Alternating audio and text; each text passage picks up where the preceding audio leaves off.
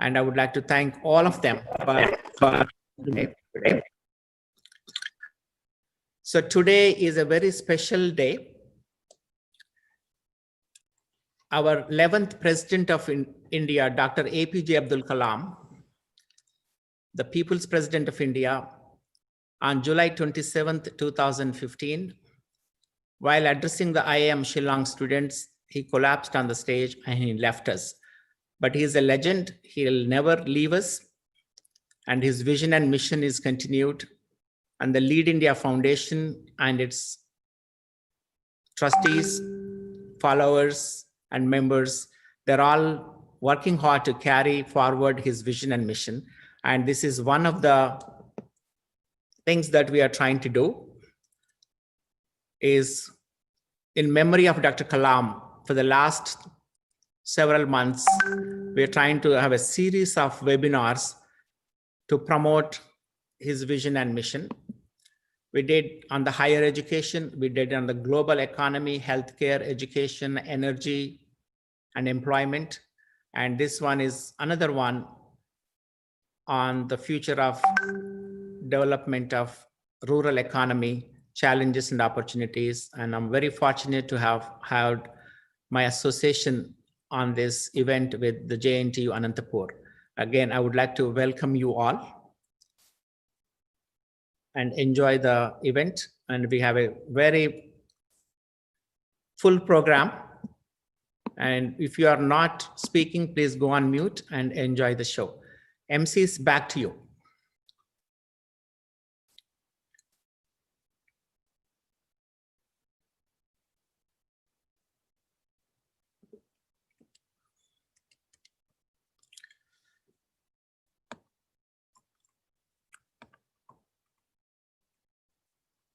So it is an honor and privilege again for me to welcome you all to this August gathering.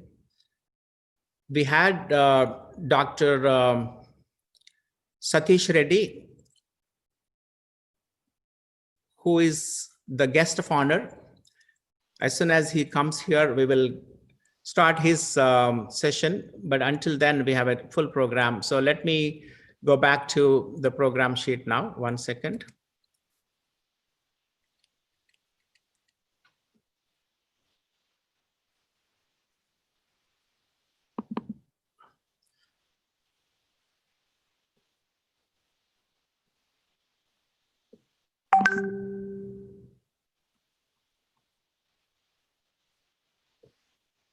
So to start with, I would like to bring in my co-host, Professor Srinivas Kumar, and the governor of Andhra Pradesh today. He is our chief guest.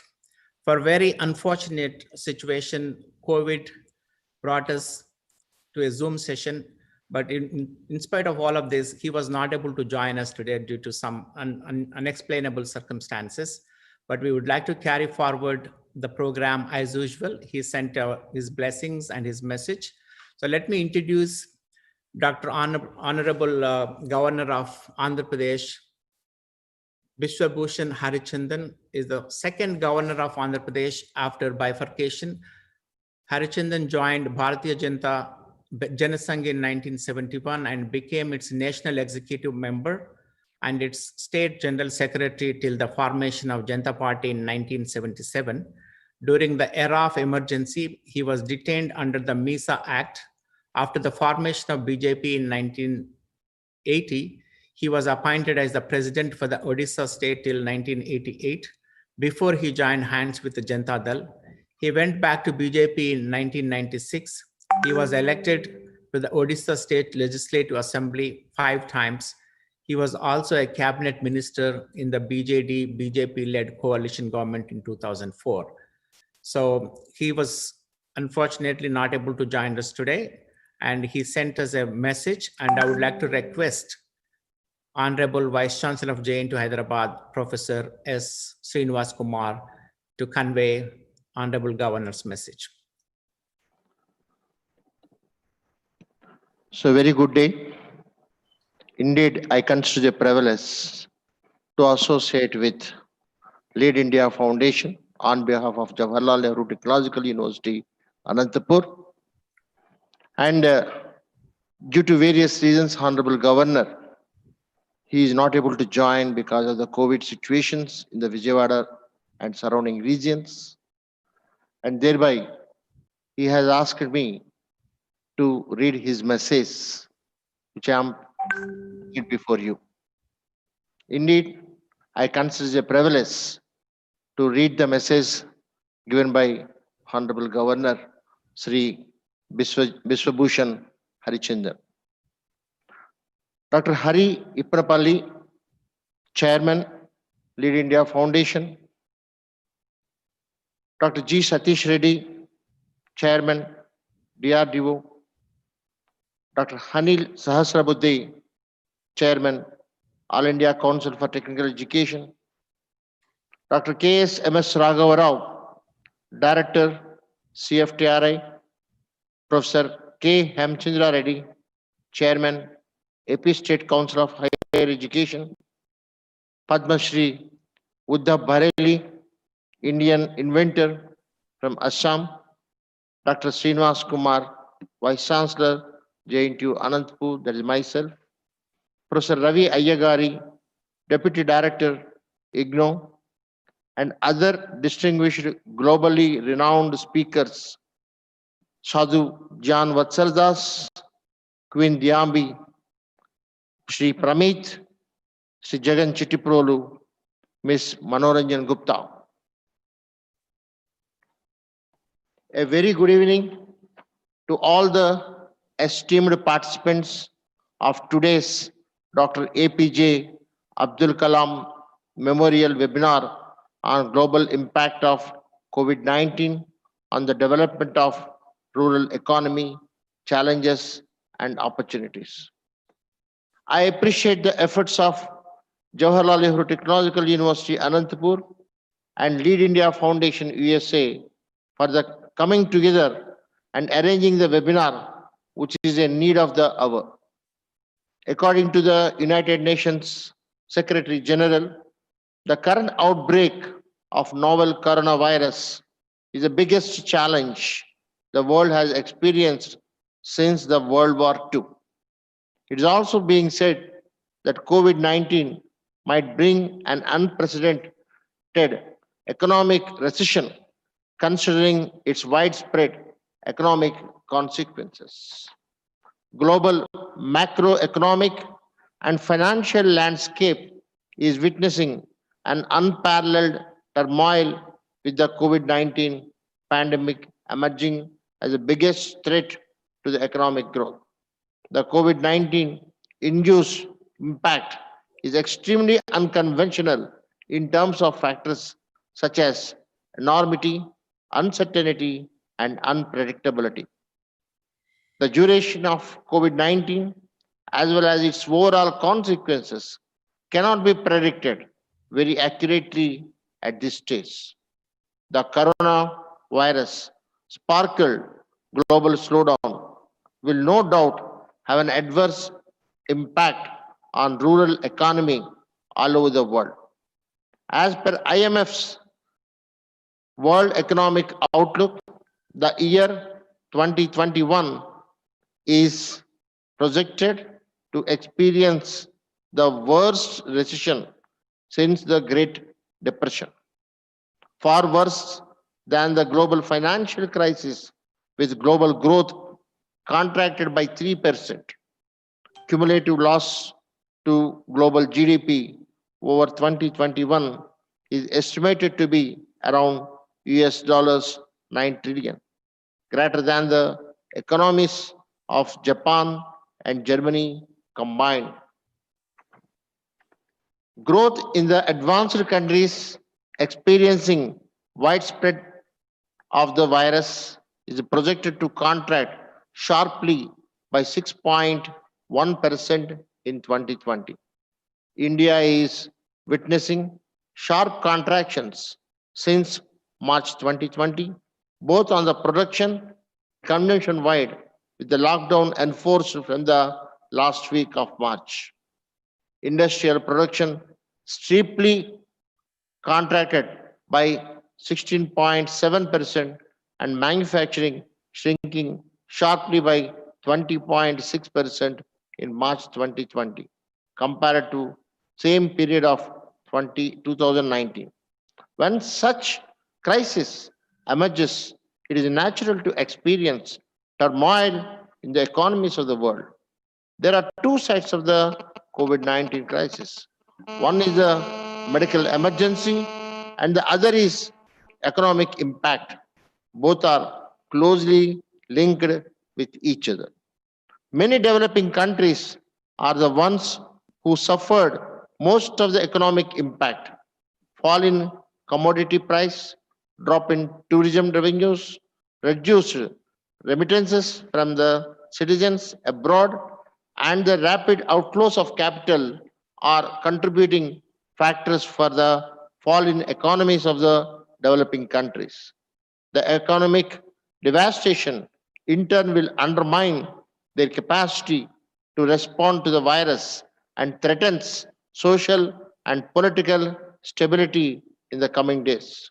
To summarize the situation, all sectors of the economy have been impacted very badly. Recovery from the economic downfall and sustaining the economy appears to be very tough task. Coming to India, the economy expanded at 3.1% in the first quarter of 2020, exceeding market expectations. Still, it is the slowest GDP growth rate owing to nationwide lockdown imposed from March 24th with an aim to contain spread of coronavirus. In the Indian context, implementation of rural livelihood programs such as Mahatma Gandhi National Rural Employment Guarantee Scheme is helping to strengthen the rural economy by increasing local productivity to support national economic growth as well as provide food security and reduce poverty. Today, whole world is under the control of COVID-19 virus pandemic where sustenance of economic balance itself has become a big challenge. To gear up growth in the economy, countries have to look into their internal strengths and external opportunities as well as make strategies to overcome and convert market threats into opportunities. Internal resources like development of human capital by improving adaptive skills, technical skills, knowledge skills of individuals, and empowering them to face emerging technologies in the agriculture, industrial sector, and service sectors, making policies which increase employment, opportunities, income levels, consumption level among individuals. Government of India has launched several measures to mitigate the suffering of people living rural areas as well as migrant workers. Government has made arrangements to provide 5 kilograms wheat or rice and 1 kg pulses every month during April to November to 800 million poor people under Pradhan Mantri Anna Kalyan Yojana. Free cooking gas has also been supplied to 80 million families. 200 million women with Jan Dhan Bank accounts are given 500 rupees per month. 30 million senior citizens, widows, and disabled are given 1,000 rupees, and 87 million farmers were paid 2,000 rupees under direct cash benefit transfer schemes.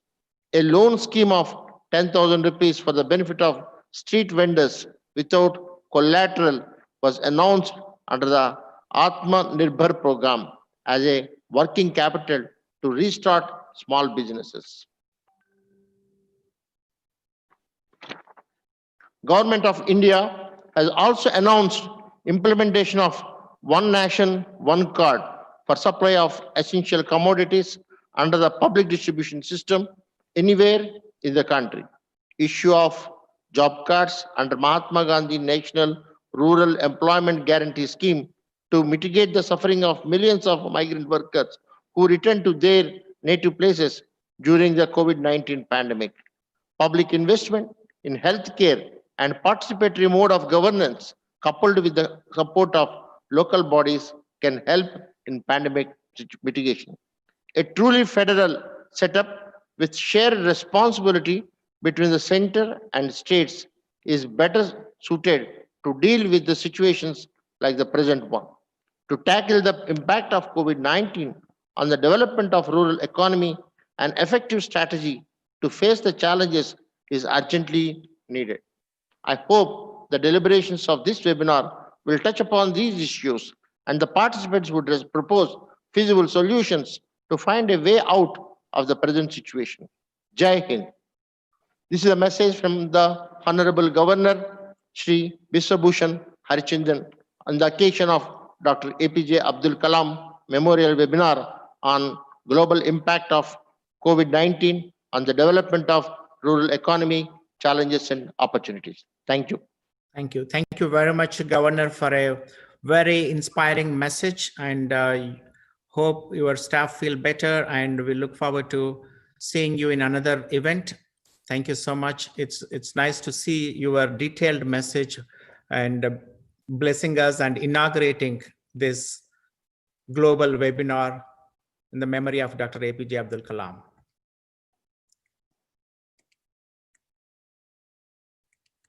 So now I'm going to move on to the next program.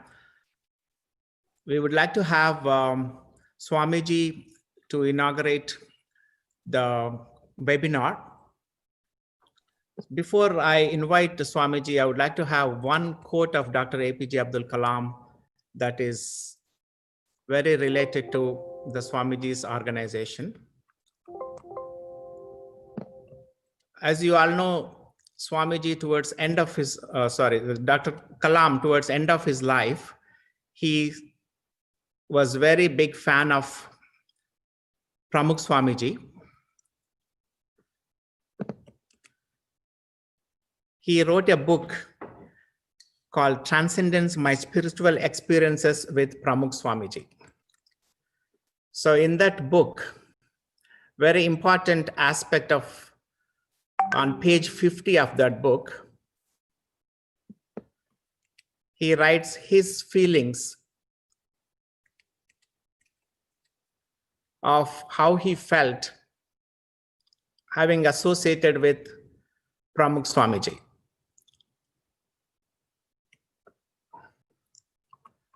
So let me get that quote here before I invite Swamiji. This is a quote from the Transcendence book of Dr. Kalam. I do not know when Pramukh Swamiji and I will meet again. His words, however, remain preserved in my memory. We have established a divine bond forever. How do I summarize Pramukh Swamiji's effect on me? He has indeed transformed me.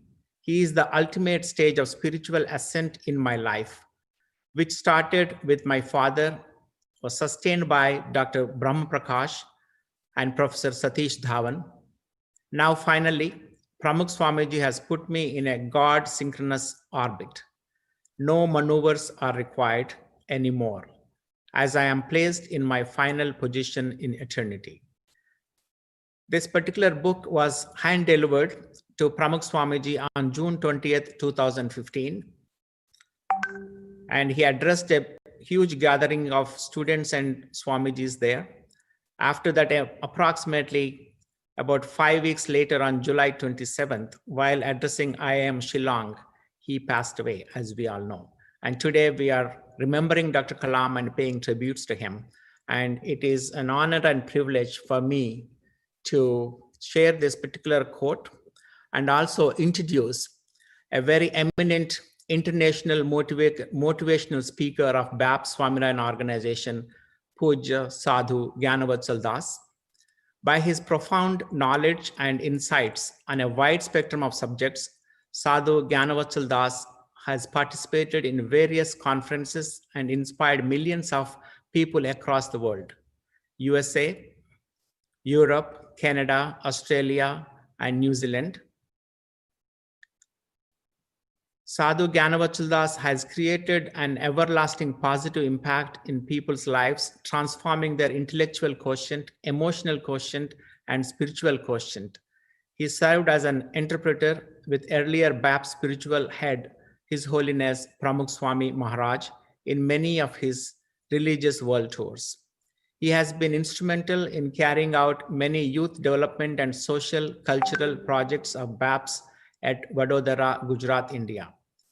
Now it's my privilege and honor to welcome Sadhu Gyanavachaldas to deliver his message on how to bring peace and harmony into the society, which is one of the pillars Dr. Kalam promoted during his life.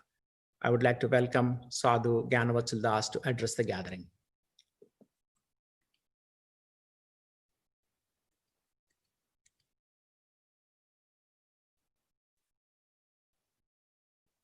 Swamiji.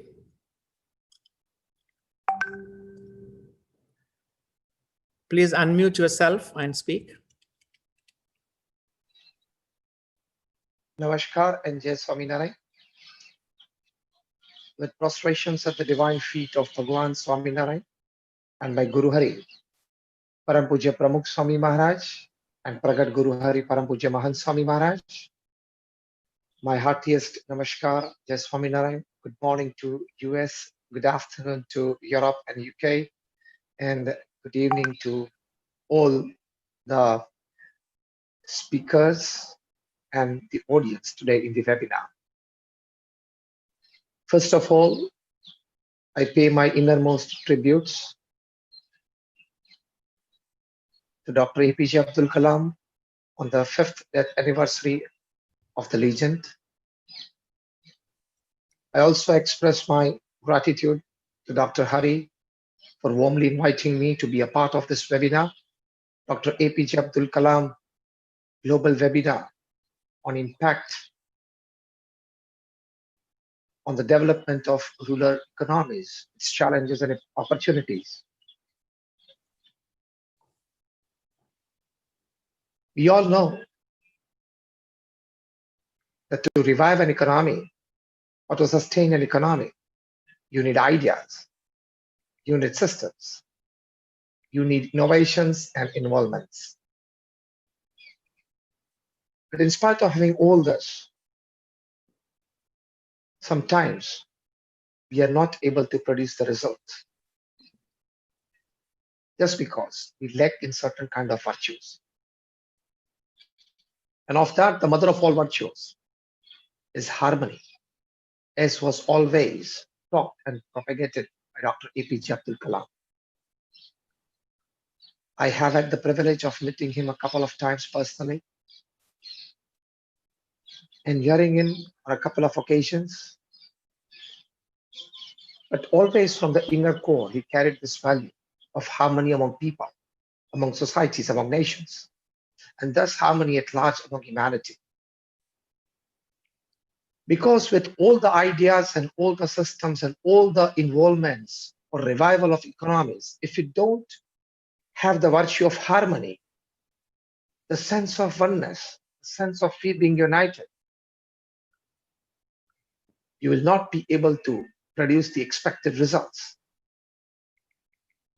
And we can see this in the today's times, that lack of harmony between people can erupt racism in the United States as it happened a few weeks back.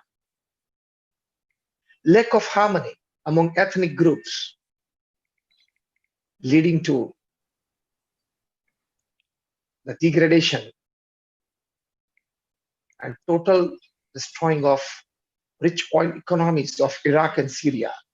That was lack of harmony among ethnic groups. Without harmony, there is lack of harmony amongst humanity at large, and still you find wet markets flourishing in certain countries. And we all know that the coronavirus pandemic, it all erupted from the wet markets of Wuhan. Without harmony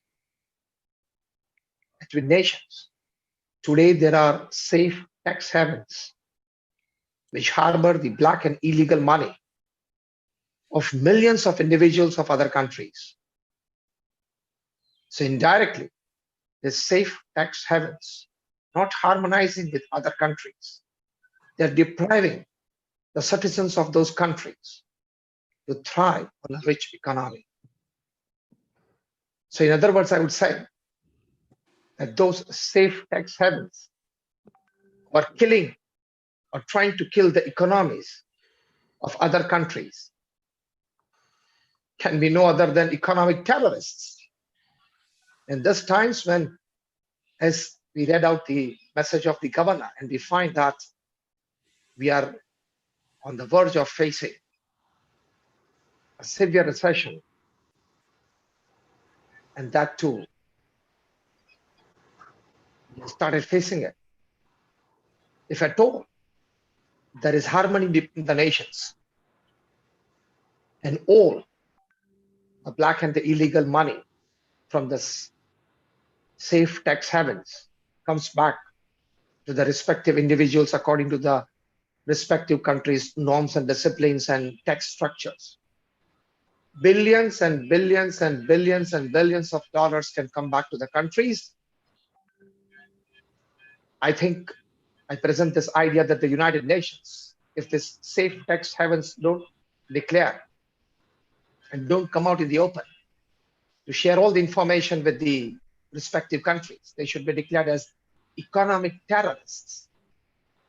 And if this happens and the money comes back to the individuals and they pay tax according to the local tax structure, the economy can be saved. Otherwise, we do hundreds of such webinars. We present hundreds of ideas for revival of rural economies. We present hundreds of systems. We present hundreds of innovations and involvements. They will work not to the optimum level that we expect, because on the other side, a parallel economy is running. So Dr. APJ Abdul Kalam, in his 30th and last book, Transcendence, subtitled My Spiritual Experiences with Pramukh Swami Maharaj, he writes that we all must stand united. We are one. And when we feel that and when we experience this, we'll be able to revive our economies. Dr. APJ Abdul Kalam especially stressed on harmony when he personally gifted the first hard copy of this book to Pramukh Swami Maharaj on June 20th, 2015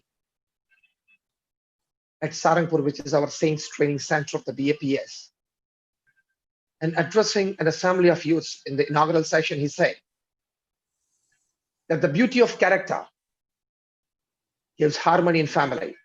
Such harmonized families, they come together to make strong ethical societies. Strong ethical societies, they come together to form an integrated nation. Such integrated nations, they come together to form world peace. This is the sequence of happening.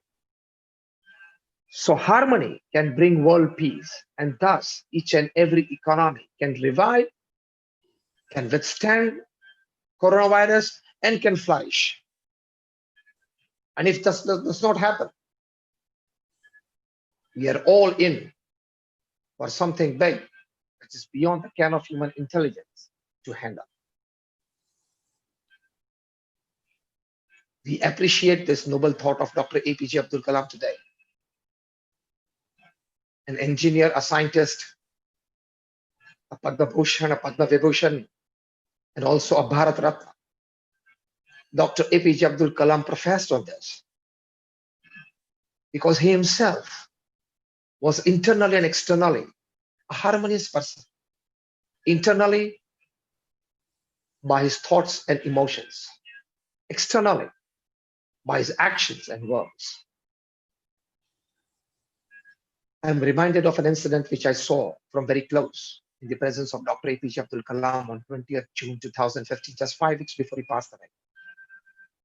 When he was just approaching the assembly to address on the launch of Transcendence, my spiritual experiences with Swamiji Maharaj. A small little village boy He, from the crowd, ran up to Dr. Kalam and bringing out a small piece of paper torn from his notebook and a pen, said, "Autograph, sir, autograph, sir." And Dr. Kalam, breaking all the protocols, allowed the little boy to come near to him. And he picked up that piece of paper from it, uncreased it, and against the base of a wall, he autographed, and very happily and with a smile on his face, gifted it back to the little child. Walking a few steps, he said, "You must never disappoint a small child, because these are his first years upon this earth."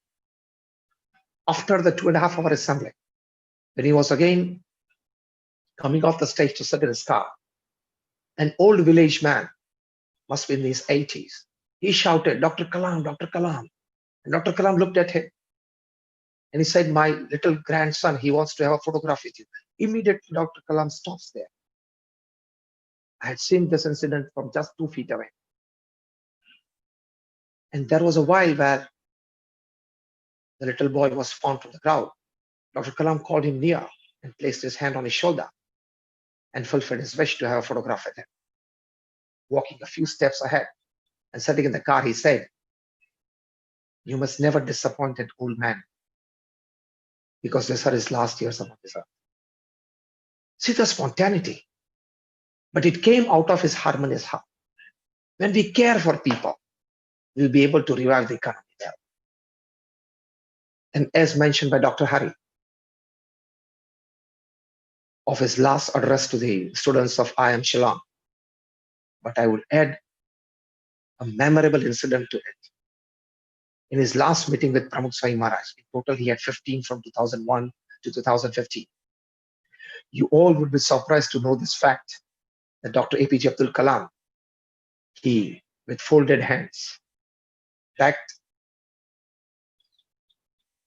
a blessing from Pramukh Swami Maharaj, that you put your hand on my head and bless me, that I should breathe my last talking to my students and trying to inspire them.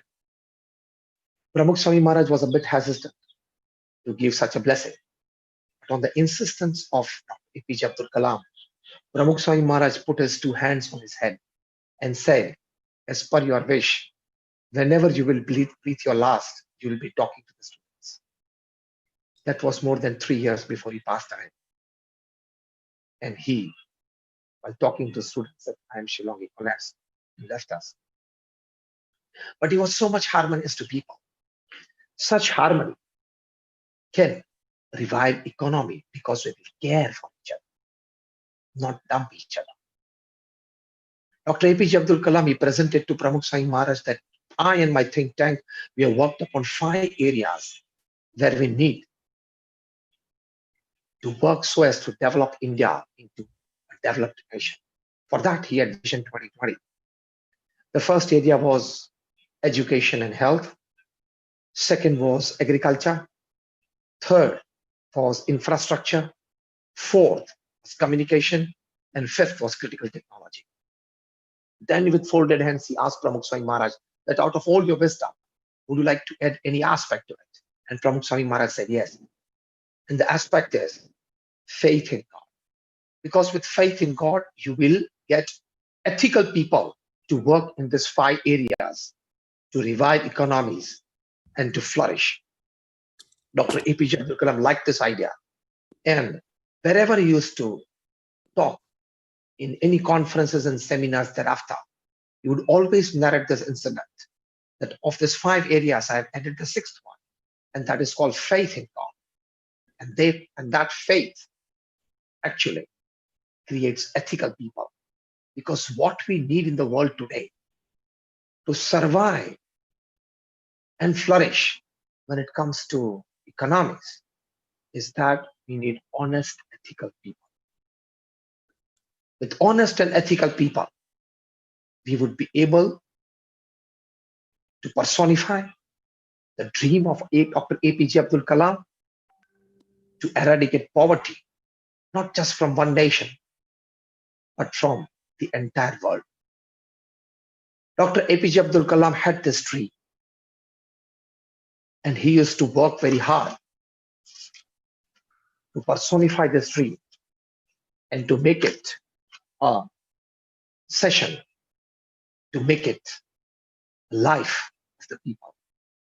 So any amount of accolades that we shower on Dr. APJ Abdul Kalam are very less, he being a harmonious person. Economies will flourish, economies will sustain, and economies will know no bounds if each and every individual upon this earth decide to be harmonious with their own self, their family members, with their social circles, with nature, with society, with the nation, and with humanity at large. Thank you very much for inviting me and patiently listening to me. And I pray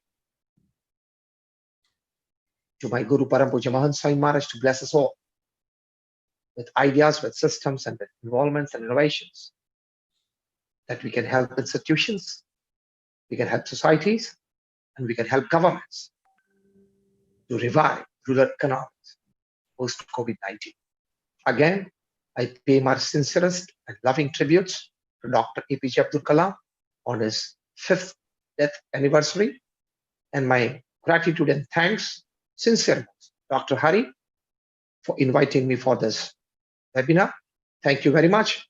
Namaskar and Jai Swami. Thank you. Thank you, Swamiji, for a wonderful message. So this is the Transcendence book Swamiji was talking about. First copy of this book was delivered on June 20th to Pramukh Swamiji. And the message I read earlier is on page 50 of this book. So it's a wonderful book, and I would like to request everybody to pick up a copy and read. There's so much of wisdom that Kalam has shared with his Guru's experiences on spirituality and many other aspects. Thank you very much, Swamiji. So now I would like to move on to the program. So before I invite our next guest, who is going to be the chief guest of today's program in absence of the governor, is Dr. Satish Reddy, who is already on the Zoom session. Thank you very much, sir, for joining us today. So I would like to make few remarks before I introduce you formally. As Swamiji mentioned, His Holiness Pramukh Swamiji was the head of the Swaminarayan organization, and the BAPS celebrated their centennial year on August 7, 2007 in New Jersey. That was my first introduction to Pramukh Swamiji. And he blessed me on August 9th, 2007. That time I was the founding president of Chinnajiyar Swamiji's VT Seva organization in USA. So November 2007, Dr. Kalam visited Karimnagar, which my home place, for a Lead India 2020 Abado Deshko Badao training program, where about 253,000 students underwent the training. Dr. Kalam personally visited the place and blessed all those youngsters. And that time we were thinking of establishing an Ippanapalli Charitable Foundation to provide services to healthcare, education, and also bring peace and harmony without having any contact with Dr. Kalam before that. And we set up a Shanti Sri honor for people who are promoting such values, individuals or organizations. We wanted to honor them. And after learning Dr. Kalam's initiative, the Lead India movement, and visiting Karimnagar in November of 2007, I studied what it is, and I was very impressed with it. And I took a bold step of writing to Dr. Kalam, "Sir, we want to honor you with this Shanti Sri honor for making a difference in the society by transforming youth into responsible citizens and trying to establish peace and harmony in the society." To my surprise, Dr. Kalam invited me on March 8th, 2008 to meet him in Delhi in 10 Rajaji Marg around 8 p.m. I took my advisors, Dr. J. Bapureddy, Professor Sudarshan Acharya ji, and Vice Chancellor of Telugu University that time, Ms. Aula Manjulata. So we landed in Delhi and we went to meet him, and we were invited on time. And our meeting was for about 15 minutes. And he wanted me to present, "Hariji, why you want to do this?" And after 5 minutes of my explanation, he interrupted me. and said, "You don't look like a Tata or a Birla, but you have a grand vision. If you're honoring me for the Lead India movement with the Shantisri honor, it is in the very early stage, very beginning of this, but we need people like you to take this forward. And when it becomes a big movement, I will certainly accept your Shantisri honor." That's how the meeting went on, and we mutually shared our life stories, and meeting lasted for 45 minutes. And that was my first meeting in person. And then after some time, when I returned back to US, we invited Dr. Kalam to launch the US chapter. And he was visiting the Wharton School for a keynote address on March 24th, 2008. He was in the US. March 26th, 2008, we launched the Lead India USA chapter. Since then, I've been volunteering relentlessly. Whenever Dr. Kalam was in the US, I met him. Whenever I went to India, for every occasion, I made an attempt to meet him, and I met him several times. The interesting meeting that I had was in Raj Bhavan on June 19th, 2013. I was invited to deliver a keynote address where he was the chief guest to launch Lead India Bharat Ratna schools near ECIL in Hyderabad. And he personally wanted me to deliver the keynote address. And I took my keynote address for his blessings to Raj Bhavan on June 19th, 2013. And he read it in entirety and said, "Hariji, this is democracy. You can state anything you like." So I wanted to make sure that whatever I was quoting about him is appropriate.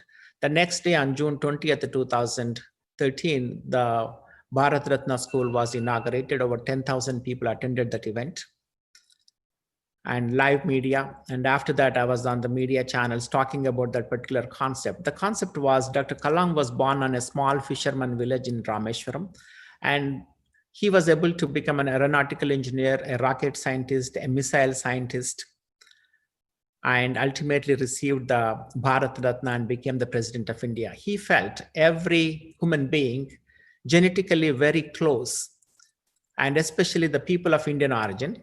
If Dr. Kalam could become a Bharat Ratna and a president, and he felt given the opportunity, given the resources, given the mentorship, guidance, whatever is needed, every person can achieve the pinnacle in their career and they can become Bharat Ratnas. With that concept, that's how we started that school. And we laid out a foundation called Lead India Bharat Ratnas Education and Research for Transforming Youth, Liberty Foundation.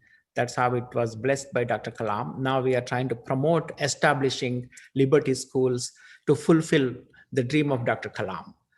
So with this, we have some more things. We invited Dr. Kalam on his 84th birthday to US, October 15th, 2015. And in order to do that, I met him. The last was on December 30th, 2014 in Delhi again to explain about the conference. And we wanted to do this in association with the United Nations Sustainable Development Program of the 17 Sustainable Goals. And 4 things we identified to align with the UN was provide affordable quality healthcare to keep India healthy, provide affordable quality education to keep India educated, and provide and preserve and protect the planet for future generations. Then ultimately, as Swamiji mentioned, bring peace and harmony, develop spiritual families to bring in peace and harmony in the society. So with these 4, we held a conference on October 17, 2015, on the occasion of his 84th birthday, but Dr. Kalam was not able to make it because he passed away on July 27th. So we held a tribute memorial for Dr. Kalam on August 2nd, and the Shantisri honor was presented to him on the hands of Sri Raj Mohan Gandhi, the grandson of Mahatma Gandhi in New Jersey. And then that memento was sitting in US. And 2 years ago, I met Dr. Satish Reddy ji in Hyderabad. He's the chairman of the DRDO. And he was kind enough to facilitate reaching this memento to Rameshwaram and permanently had a place in the museum that DRDO built. And I was invited on October 15, 2019 to attend that 88th birthday. And Dr. Satish Reddy ji was kind enough to receive on behalf of the museum on October 14th in 2019 in Hyderabad in an event. So I would like to thank Dr. Satish Reddy for doing such a memorable thing, and the memento is in its final destiny in the museum. With this background, I would like to introduce our chief guest of this webinar today. Dr. G. Satish Reddy is an Indian aerospace scientist and the current chairman of Defense Research and Development Organization, it's called DRDO, and Secretary, Department of Defense, R&D, and Director General, Aeronautical Development Agency. In June 2015, he was also appointed as a scientific advisor to the Defense Minister of India. Dr. Satish Reddy presently heads Dr. APJ Abdul Kalam Missile Complex.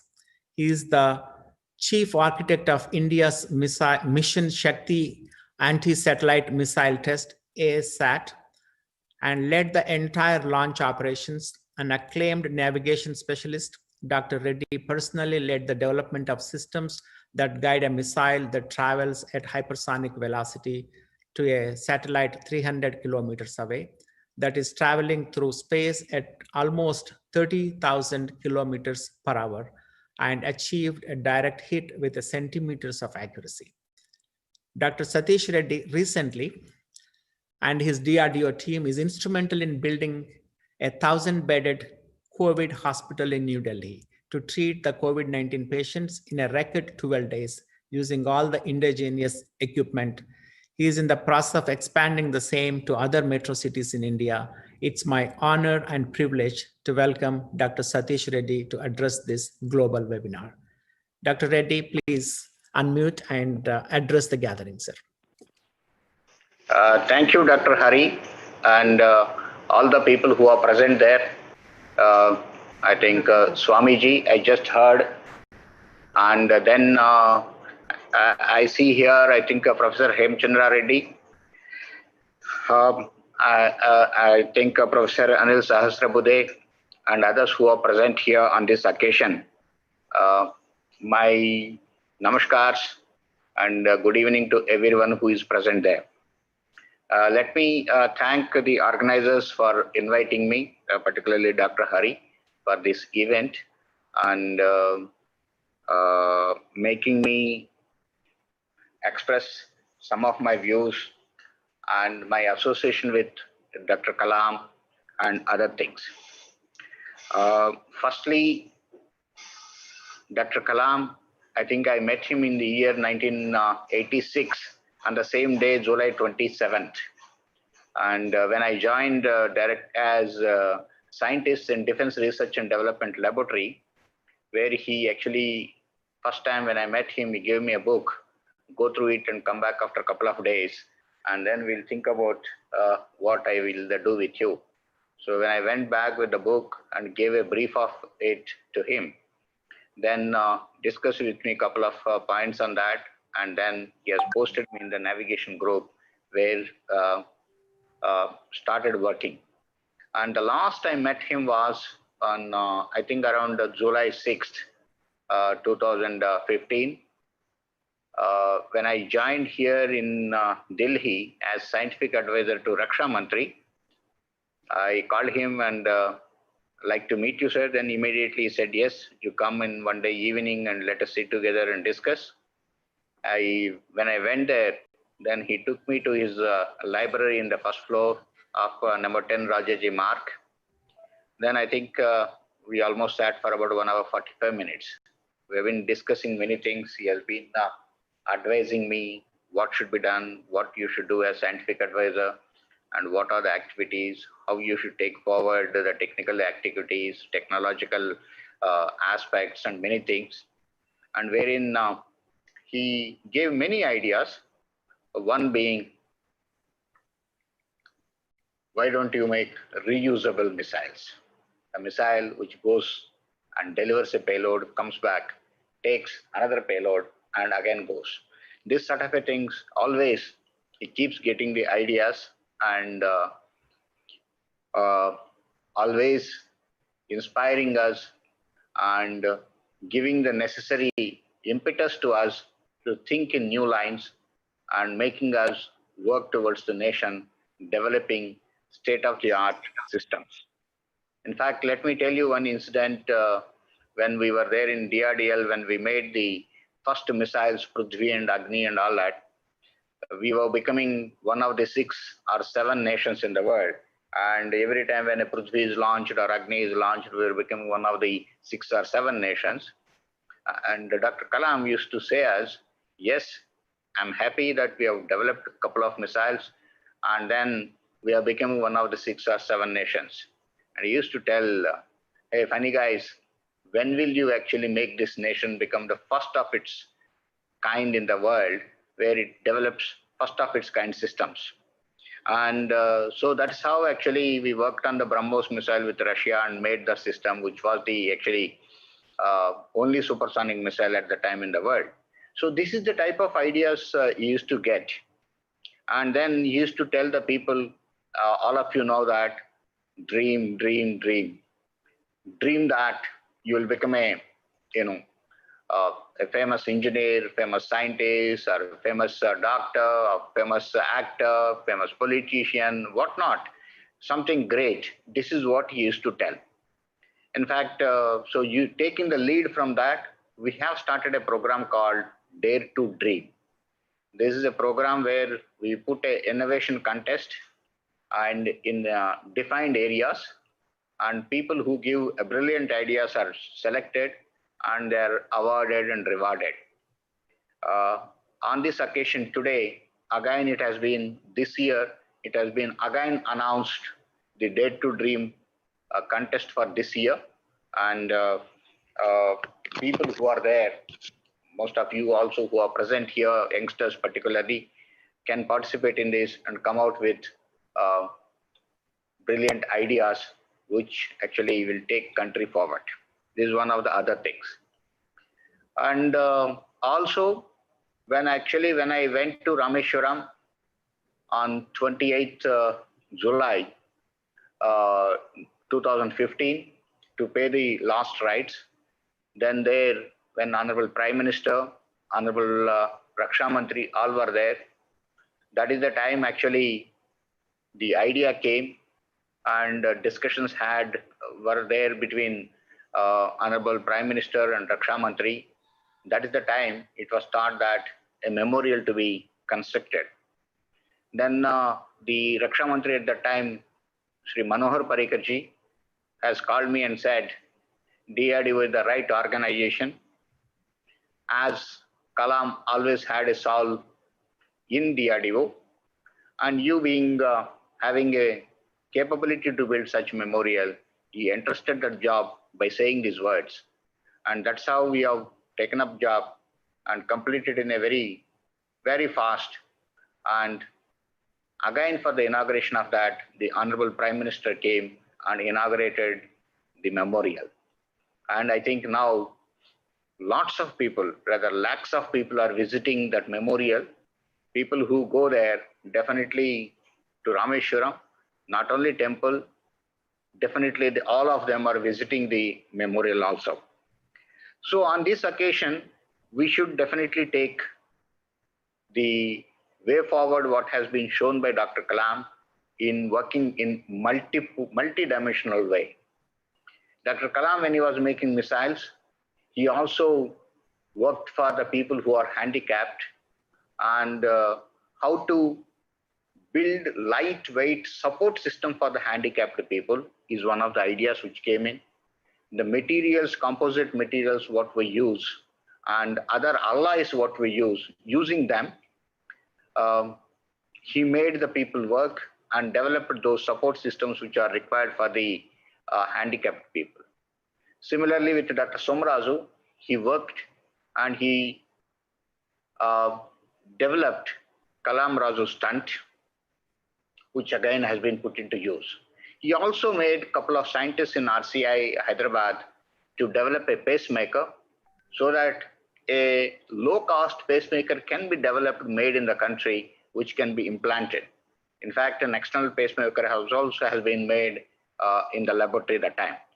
Later, you all know Vision 2020, which came out, looking to all-round growth of the country, whether agriculture, rural development, water, power, everything, education, whatnot, and all that.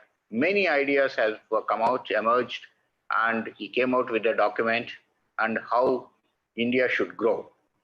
So this shows that an all-round development, thinking about many things, not as a just technologist, and also concentrating on the children and making the children are the future of the country. So I should motivate them. I should make good, positive thinking and active and energetic children should come out wherein I can trigger their brains to think in an innovative way. So this is the motive with which he went around various schools and tried to motivate all the children of the country. So with that in the background, when you look at it, the present COVID pandemic which has come into this country, it is everyone's duty how to fight this pandemic, how to see that the country's economy doesn't suffer, whereas use this occasion to see that your economy of the country glorifies. I'm sure before getting into the rural development aspect of it, or rural economy aspect of it, in general, when you look at it, the country has responded to this.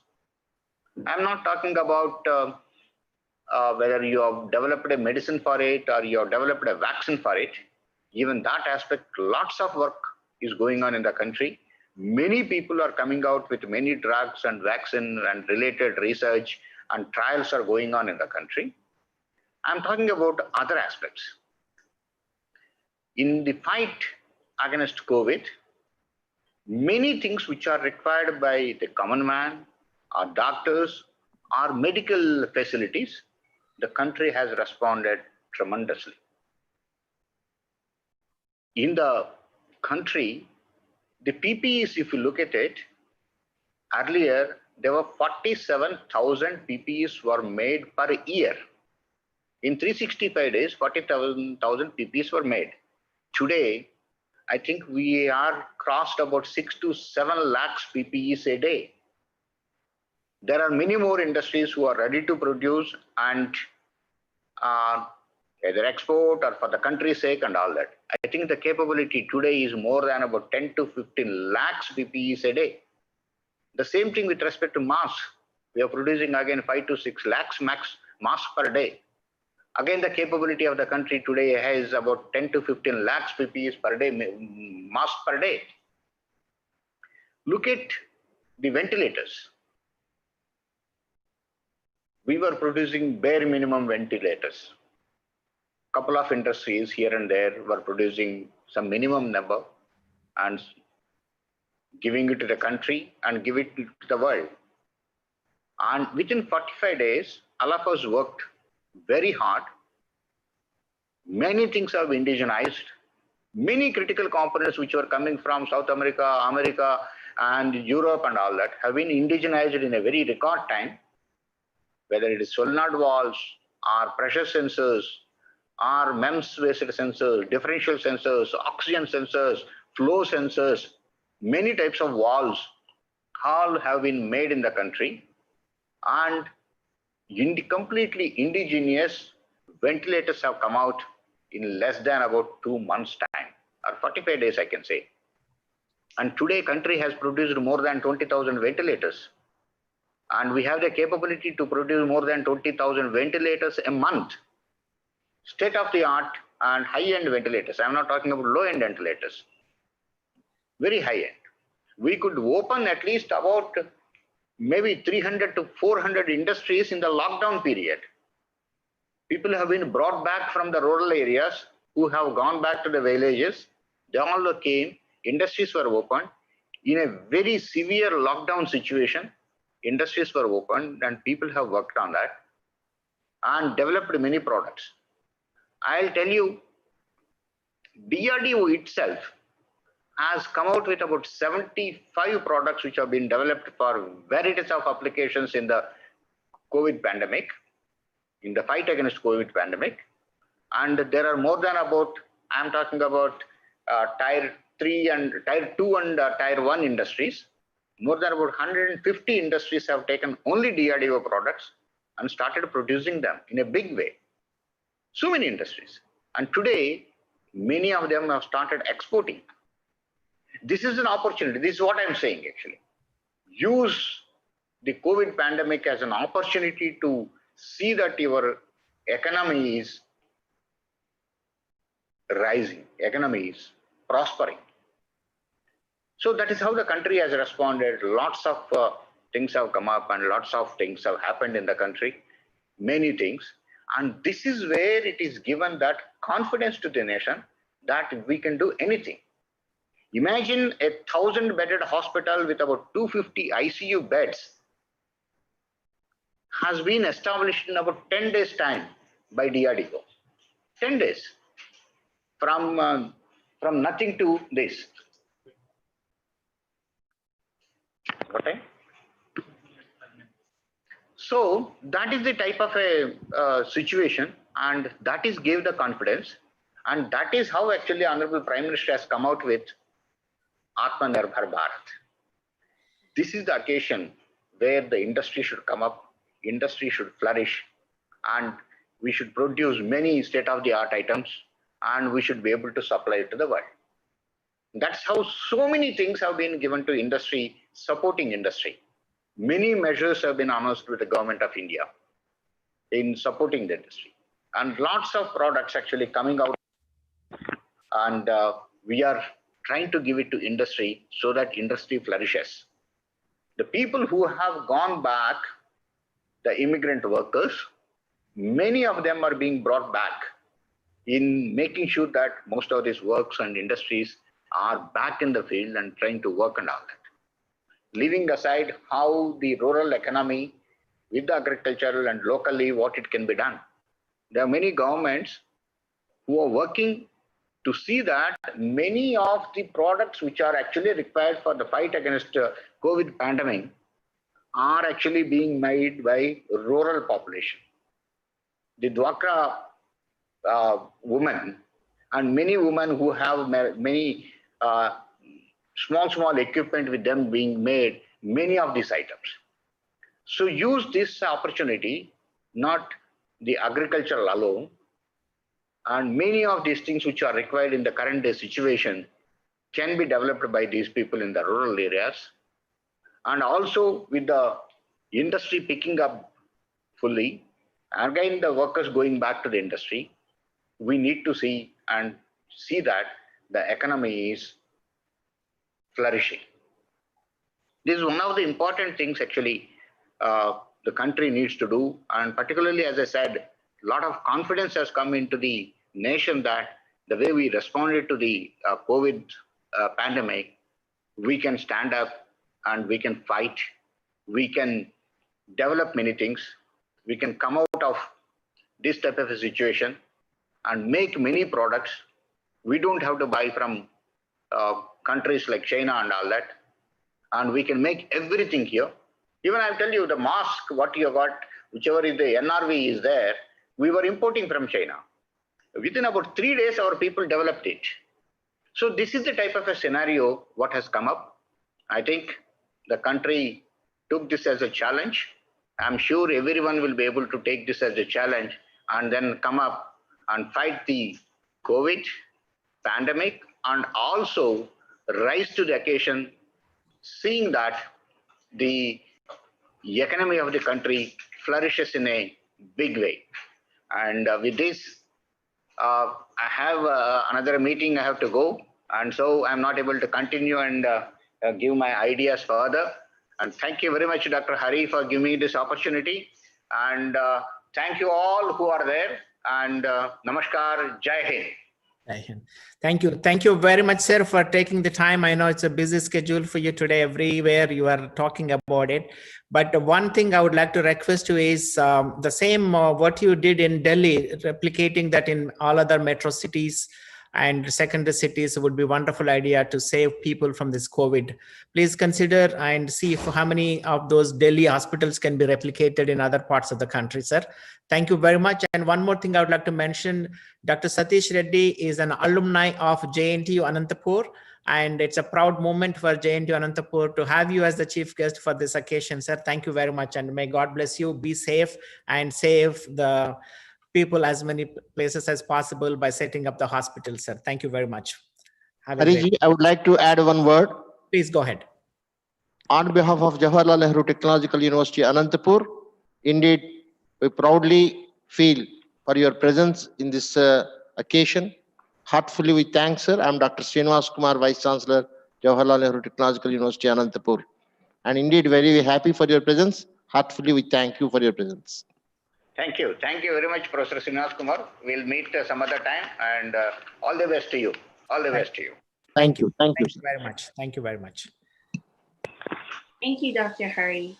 Before we continue with today's program, I would like to take a few moments to highlight Dr. Hari's experience.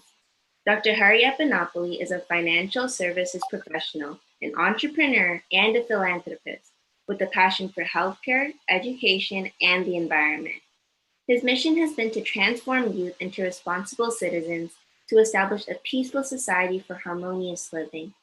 He received his B.Tech in Mechanical Engineering from JNTU Hyderabad, a Master's in Computer Science from New Jersey Institute of Technology, and completed an executive program in General Management from Massachusetts Institute of Technology. He is an entrepreneur, keynote speaker, investor in disruptive technology companies, and serves as chairman of the board for the CIC group of Quibble Genomics Institute. He is a visionary, mentor, founder, and chairman of the Lead India and Liberty Foundation, advisor to Alternate Development Organization in Norway, and the founding board member of the Financial Policy Council. He serves on the boards of several for-profit and nonprofit organizations. Dr. Hari Epanopoulos worked closely with the 11th President of India, Dr. Apj Abdul Kalam, on the Lead India movement since 2008. He is the founding chairman of the Lead India Foundation, USA. Lead India is a brainchild of Dr. Kalam's Vision 2020 and founded with the mission to provide affordable quality healthcare, affordable quality education, preserve and protect the planet for future generations, and develop spiritual families to establish peace and harmony in the society. Let's welcome back Dr. Hari Epanopoulos to continue today's global webinar on the impact of COVID-19 on the development of rural economy, challenges and opportunities. Thank you. Thank you very much, Vaishnavi, for the graceful introduction. So now we wanted to play the tribute video to Dr. Kalam. So in front of Dr. Satish Reddy ji, but he has to leave, but we'll continue with that anyway. So MCs, please play the tribute video for Dr. Kalam.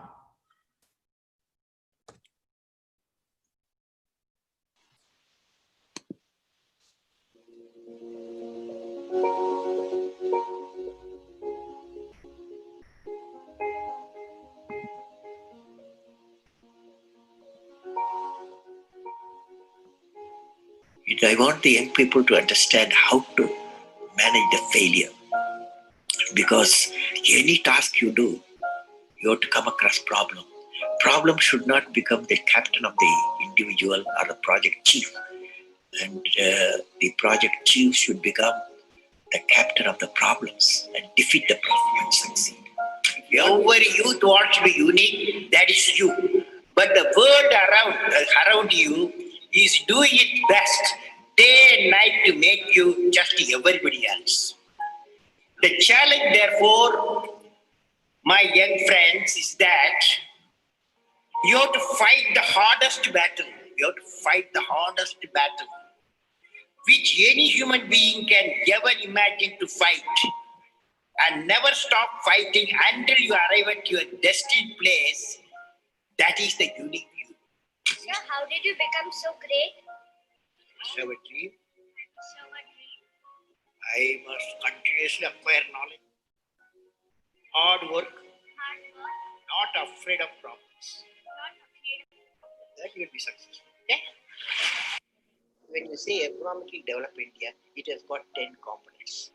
I imagine 10 components. The first one, a nation where the rural and the urban divide has reduced in line. Concentrate. We should concentrate economic development, and that means the education, healthcare, and various economic activities should increase. So that is the most important thing. Always they decide who made the nation great by becoming a developed India. That's the bigger mission compared to any other thing. Where there is righteousness in the heart, there is beauty in the character.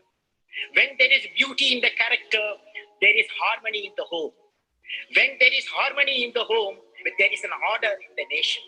When there is order in the nation, there is peace in the world.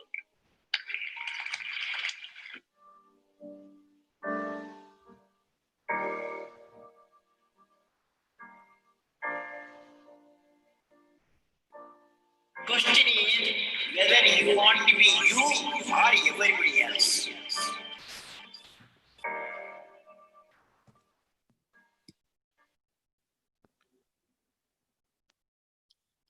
Yeah.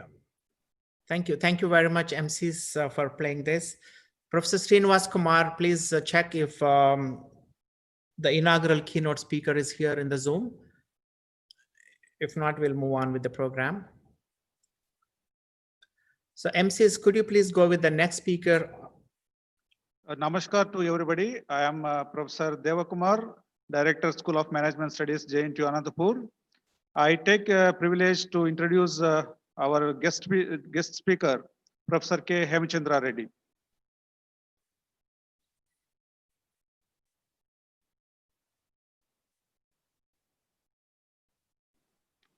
Namaskar. Good evening to all of you. I am Professor Devakumar, Director, School of Management Studies, JNTU University, Anantapur. I am privileged to introduce Professor K. Hemchandra Reddy. Professor K. Hemchandra Reddy, Chairman, Andhra Pradesh State Council of Higher Education. He is having more than 30 years of teaching and research experience in the field of mechanical engineering. He is specialized in the areas of thermal engineering, computational fluid dynamics, and latest technologies in mechanical engineering. He has published more than 135 technical papers in various national and international journals, and he has executed externally funded research projects sponsored by DRDO and other prestigious organizations. He has guided more than 39 scholars for PhD degrees, and he has delivered more than 50 invited lectures in various universities and organizations. And he has organized 10 workshops and seminars on various topics. He has received a good number of awards, and to quote a few of them, so he has received Anna University National Award for the outstanding academic degree level institutions from ISTE New Delhi, India, and he is a recipient of State Best Teacher Award from Government of Andhra Pradesh. And he also received Broad Outlook Learner Teacher Award from Air India, and he has visited various countries, namely United States of America, Austria, Malaysia, on academic and research assignments. Professor Hemchandra Reddy is a member of various distinguished professional bodies, including American Society of Mechanical Engineers, and he is a gold member of International Solar Energy Society, and he has served many other professional organizations in various capacities. And he is presently the chairman of Andhra Pradesh State of Institution of Engineers, India, and we are very much proud to own him as his alumnus of JNTU Anantapur, and he is a professor at our university. So we welcome you, sir. It is a great honor for us to invite you to give your speech on this occasion. Welcome you, sir.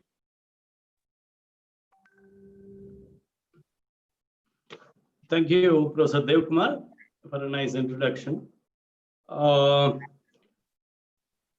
Distinguished personalities assembled here. Dr. Hari Panapalli, the Vice Chancellor, JNTU Anantapur, Professor Srinivas Kumar, Honorable Governor of Andhra Pradesh, Vishwabhushan Harichandanji, in absentia, and my mentor and guide, Dr. Satish Reddy, the Chairman DRDO, Dr. Raghu, Director, CFTRI, and other distinguished personalities here. Greetings of the day, and thank you for the opportunity given. I feel very happy on two accounts. One, for the opportunity given to pay tributes to the great scientist, the guided missile, as they fondly called him, the scientific community of this country. Dr. APJ Abdul Kalam on his 5th death anniversary, and for giving me an opportunity to participate in a discussion on a very pertinent topic, development of rural economy, particularly in the wake of COVID-19. In fact, I heard people discussing, fondly recollecting their memories with Dr. APJ Abdul Kalam. And he's a man who brought in a change in the thinking of this country. And he is a man who always tried to rejuvenate the youth of this country, and particularly the youngsters. And this country owes a lot to him. Definitely, going forward, we would like to realize all the dreams or the vision he had for this country. And very quickly coming to the topic, COVID, the pandemic has hit India, in general, the entire world, very seriously, and the economies started rolling down. And the India's economy for the year 2021 is put at, economic growth predictions is put at 0.8 to 4%. A very wide range of GDP prediction. All this because of the uncertainty created by this COVID-19. IMF puts the India's growth prospects at 1.9%. And definitely, we need to talk about the rural economic growth because 70% of this country lives in the villages. So when the country is planning for the economy post-COVID, quite naturally, the economy planning at the village level will be a very crucial one. And it all depends on how quickly we find a solution to this ongoing crisis, and how quickly we will make the economies open and active. So, in view of this, I have a few points to make, particularly on the topic, the rural economy and its development, challenges and opportunities. I just would like to recollect the vision of Dr. APJ Abdul Kalam. Exactly 17 years back, on the eve of India's 54th Republic Day, address to the nation, he has explained his vision for the rural India and rolled out a program called PURA, providing urban facilities, urban amenities in rural areas. And it's good 17 years. Nothing much has happened, but of course, the government of India is seriously still pursuing his vision of providing urban facilities in rural areas. In fact, when he has proposed this PURA concept, he was talking about 4 elements of connectivity: the physical connectivity, the electronic connectivity, the knowledge connectivity, and which in turn he thought will lead to the economic connectivity of the villages with the mainstream. So till that point of time, the village economy was not greatly considered except for the agricultural GDP that was talked about. And if you look at it, after 17 years, after he came out with this vision, still it is very pertinent that we need to improve the facilities in the rural areas of this huge country where 70% of the population live there. In fact, the challenges are many. It's not such a simple task providing the urban facilities in the rural areas. Particularly talking about the ICT connectivity, it's a real challenge. And maybe for the years to come, India has to continuously pursue this aspect of providing electronic connectivity in rural areas. And what will happen if you go for electronic connectivity of rural areas? The entire market, the village market, can be straight away connected to the global market. And insofar as it is concerned, as on today, the rural economy is basically agriculture based, and the agricultural produce is now we need to have a connectivity to sell it in the urban areas or the international market. And we are ignoring right at this point of time the important aspect of rural produce, the agricultural produce consumed within rural India. So a local market needed to be developed, and this is going to be possible only by providing proper electronic connectivity. So the government of Andhra Pradesh particularly, in this aspect, it has quite an ambitious plan. Today, after the COVID has hit us very hard, one of the major affected area is the higher education in general. And today, people are talking about, the other day we had a meeting with the Chancellor of the universities, Honorable Governor of the state of Andhra Pradesh.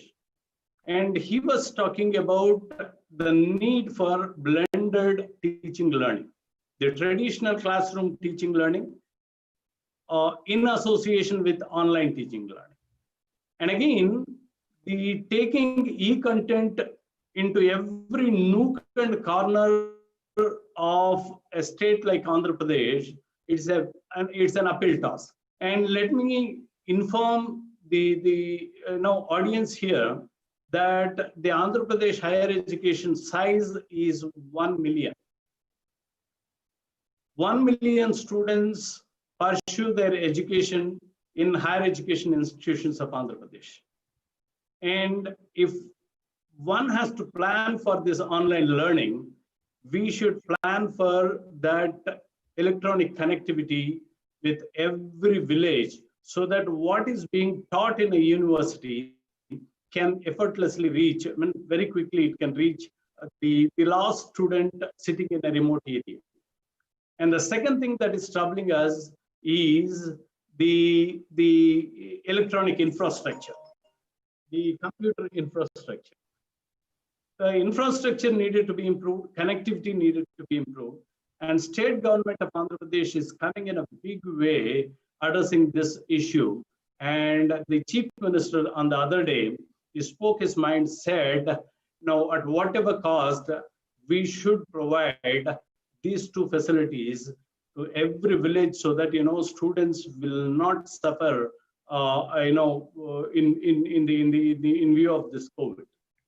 So when this is going to happen, parallelly the government of Andhra Pradesh came out with another idea of establishing a community planning and development board, particularly for the rural India. And here, the very objective is the felt citizens discussing the felt needs of the society. And in fact, there shall be a big resource planning and resource mapping for the development of each and every village. Now, the other objectives of this board include discussing the development of community in the educational institutions, among the felt citizens of these villages, and consolidating the felt needs and suggest action plan for meeting the felt needs of the villages, and to integrate ICT with people's empowerment to gain new abilities and ways to participate, for a networked society.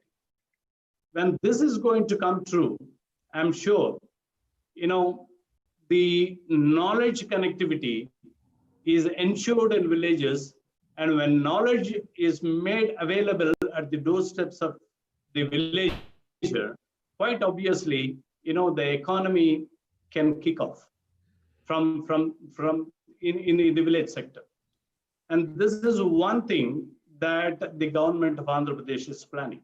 The other day, Honorable Chief Minister of this state, reviewing the situation, particularly in the agriculture sector, has called for going for, revamping the food processing industry in the state of Andhra Pradesh.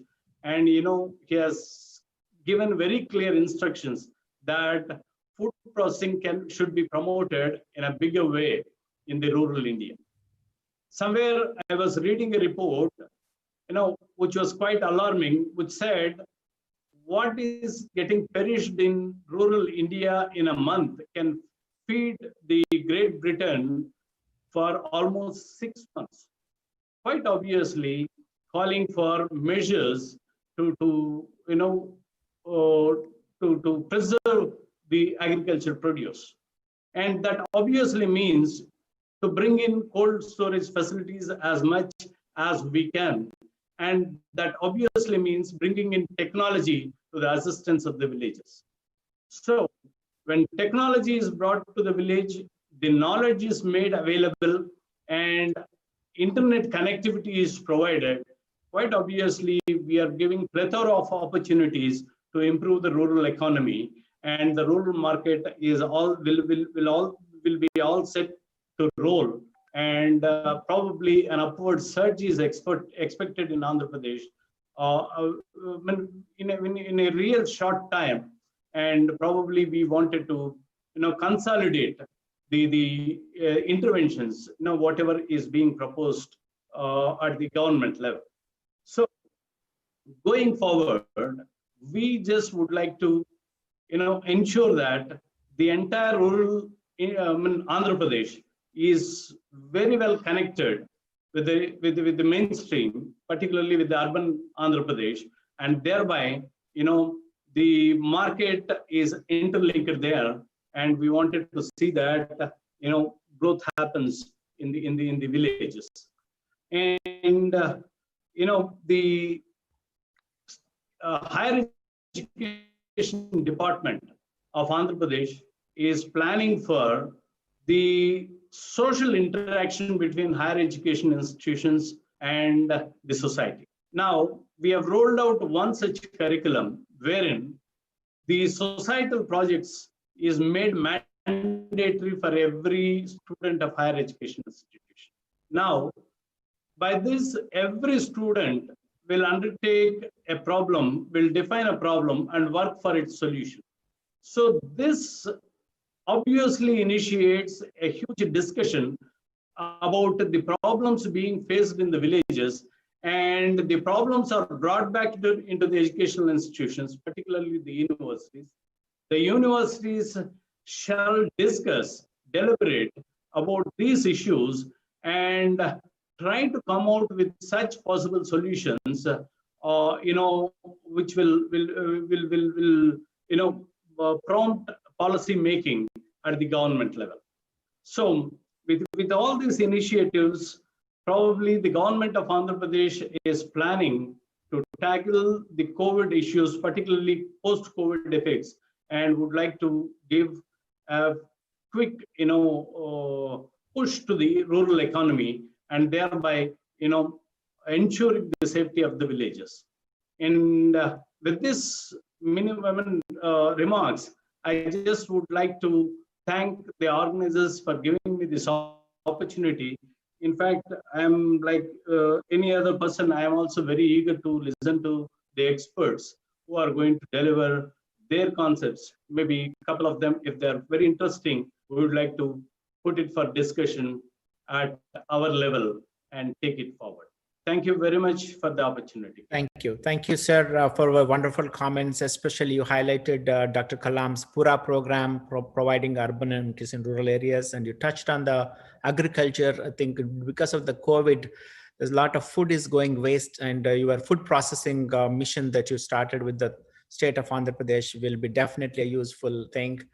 And on the willingness to accept the recommendations from this webinar to see what can be implemented in the state of Andhra Pradesh, that will be wonderful. The previous webinar we had on higher education, the governor of Andhra Pradesh, Telangana was interested. She sat almost all 4 hours to listen to the expert panelists, and she made some notes, and we are in the process of compiling the webinar proceedings. And we will do the same thing for this, and we will supply through Professor Srinivas Kumar and see what can be implemented to uplift the rural economy, because the migrant laborers are suffering. They are on the daily wages, and the agriculture is at standstill, and we have some experts who are bringing the technology into rural agriculture, so you can definitely listen to it. Please stay as long as you can and listen to the experts. Thank you very much, sir. I look forward to working with you. So MC, one good news. Honorable Chairman of ASGT is joining shortly. Thank you very much. As soon as he joins, we'll get him, sir. Thank you very much, sir. Okay. So MCs, please go with the next speaker, Queen Dayambi. I would like to recognize the presence of Her Royal Highness Queen Dayambi Kawatsuila of the Democratic Republic of Congo. Queen Dayambi was crowned as the ruler of the Bena Shiamba people of Bakwa Indu of Central Kasai region, part of the ancient Ruba Empire, in 2016. She has been enthroned by all the Bakwa Luntu chiefs and now holds the title of Dayambi Mukalenga Mukaji wa Nakashama wa Bakwa Luntu, which means Queen of the Order of the Leopard of the Bakwa Luntu people. In 2019, she was crowned in Salvador de Bahia as Queen Mother of the Bantu people of Brazil for the historical African diaspora. Queen Dayambi is founder and executive director of the Elikia Hope Foundation in New York.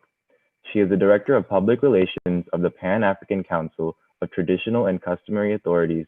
She sits as the president of the board of directors of African Views and is on the advisory board of the CC Forum in London. Queen Dayambi is also vice chairperson of the Global Blockchain Organization, which is an initiative of the Alternative Development Organization, for which she also sits on the advisory board. It's my honor and privilege to welcome Her Royal Highness Queen Dayambi Kawatsuila into this global webinar.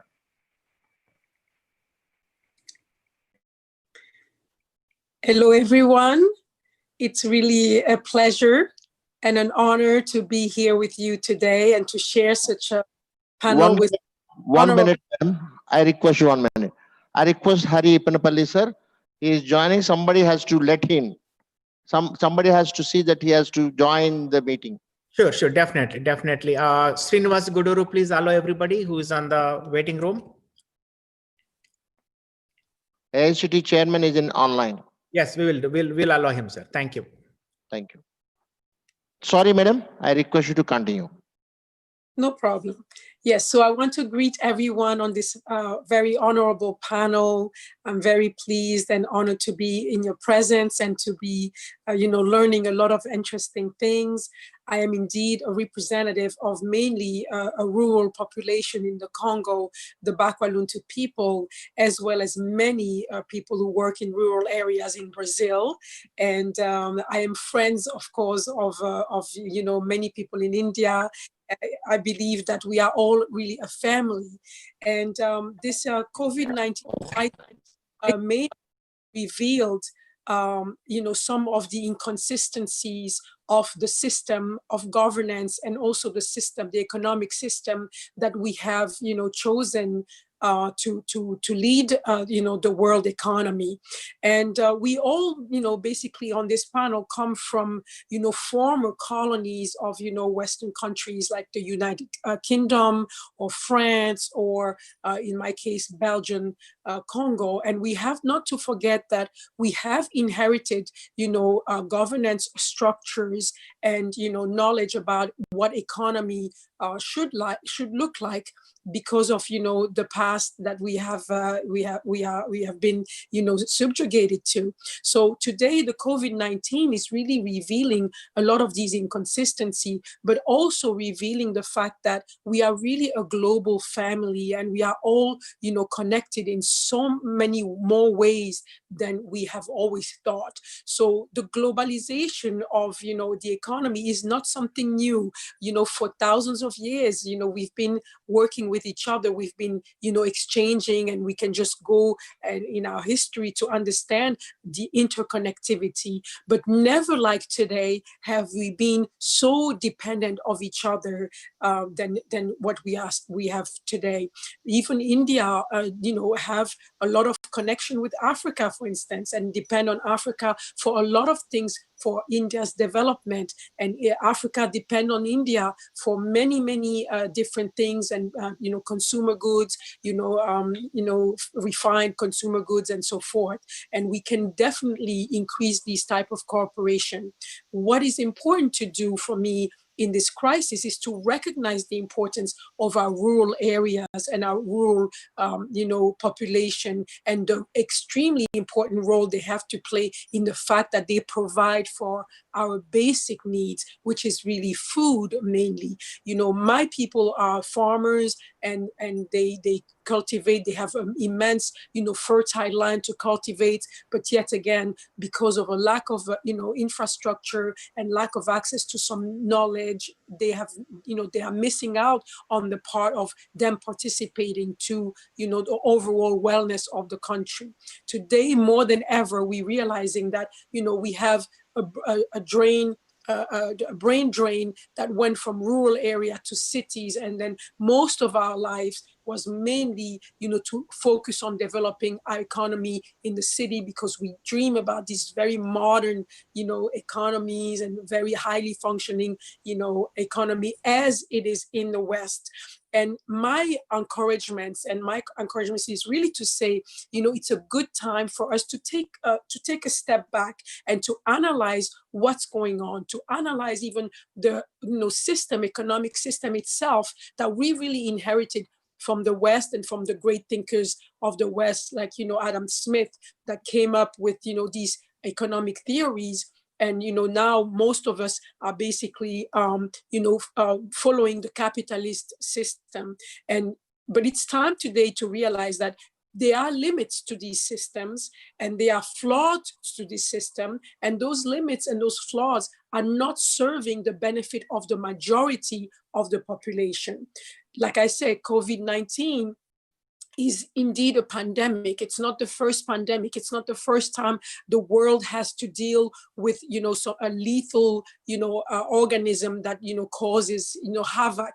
We've been around for over 200,000 years as our modern form. We've been life on this planet, humanoid life on this planet has been around for millions of years, but we have been here for 200,000 of years. So our systems are very, very efficient into fighting, a lot of the ailments that are coming from nature. However, we also have to look at, a lot of medical doctors are also explaining to us that the fact that we are not necessarily able to fight, efficiently, our system is not able to fight the system efficiently, is somehow linked to the type of society we have developed. The pollution there is a high correlation between pollution and our inability to have an immune system, or a system fit enough to respond to this kind of attack.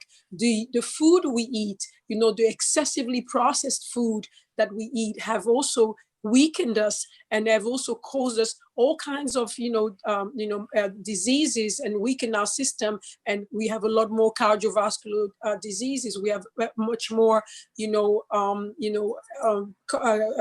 diabetes and all kinds of things that weaken our system. If we look at the United States, for instance, and what's happening in the United States, a lot of the people who are dying from COVID-19 are people that already have inherently, a weakened system. So all that to say that we have to regain our position as leaders of how we think and how we conceptualize economies and how we conceptualize the good quality of life. We can no longer just look at the West and want to emulate the West and want to simply copy the West and call it development and have that as our goal and as aspiration. For thousands of years, we have relied onto our own rural economy and our farmers to make sure that we had the basic and fundamental needs met. We trusted that they knew nature well enough not to have to use modified, organically modified seeds and all these things to be able to feed us. I understand, of course, the explosion in population requires us to find solutions, but we have to always seek to find solutions that are in balance with nature. And we have done it for thousands of years. We come from civilizations that have mastered these kind of approaches of how to live in balance with nature. Today, more than ever, I believe that it's a time for people of all kind of cultures to come and question the model that has been the predicate of what the world should look like and say, wait a minute, we have now the obligation to do this analysis, to have our economists, to have our leaders in healthcare, to have our leaders in engineering, to have our leaders in environmental, protection, to sit around the table with our own input that is imbued with our cultures and our history, and to say we can do things another way. Let's look, for example, I'm also an economist, and the system, when we're thrown into the system of COVID-19, the whole system can basically collapse. So what do we have to do so that we can prevent this from happening? And if the system is about to collapse, it's because we created such an interdependence on some things that are manufactured, thousands of miles away. And like for now, Congo, the borders are closed. So all the things that we depended on that were coming from abroad are no longer able to come and the prices have come up, and the life, the circumstances of people's life have hardened.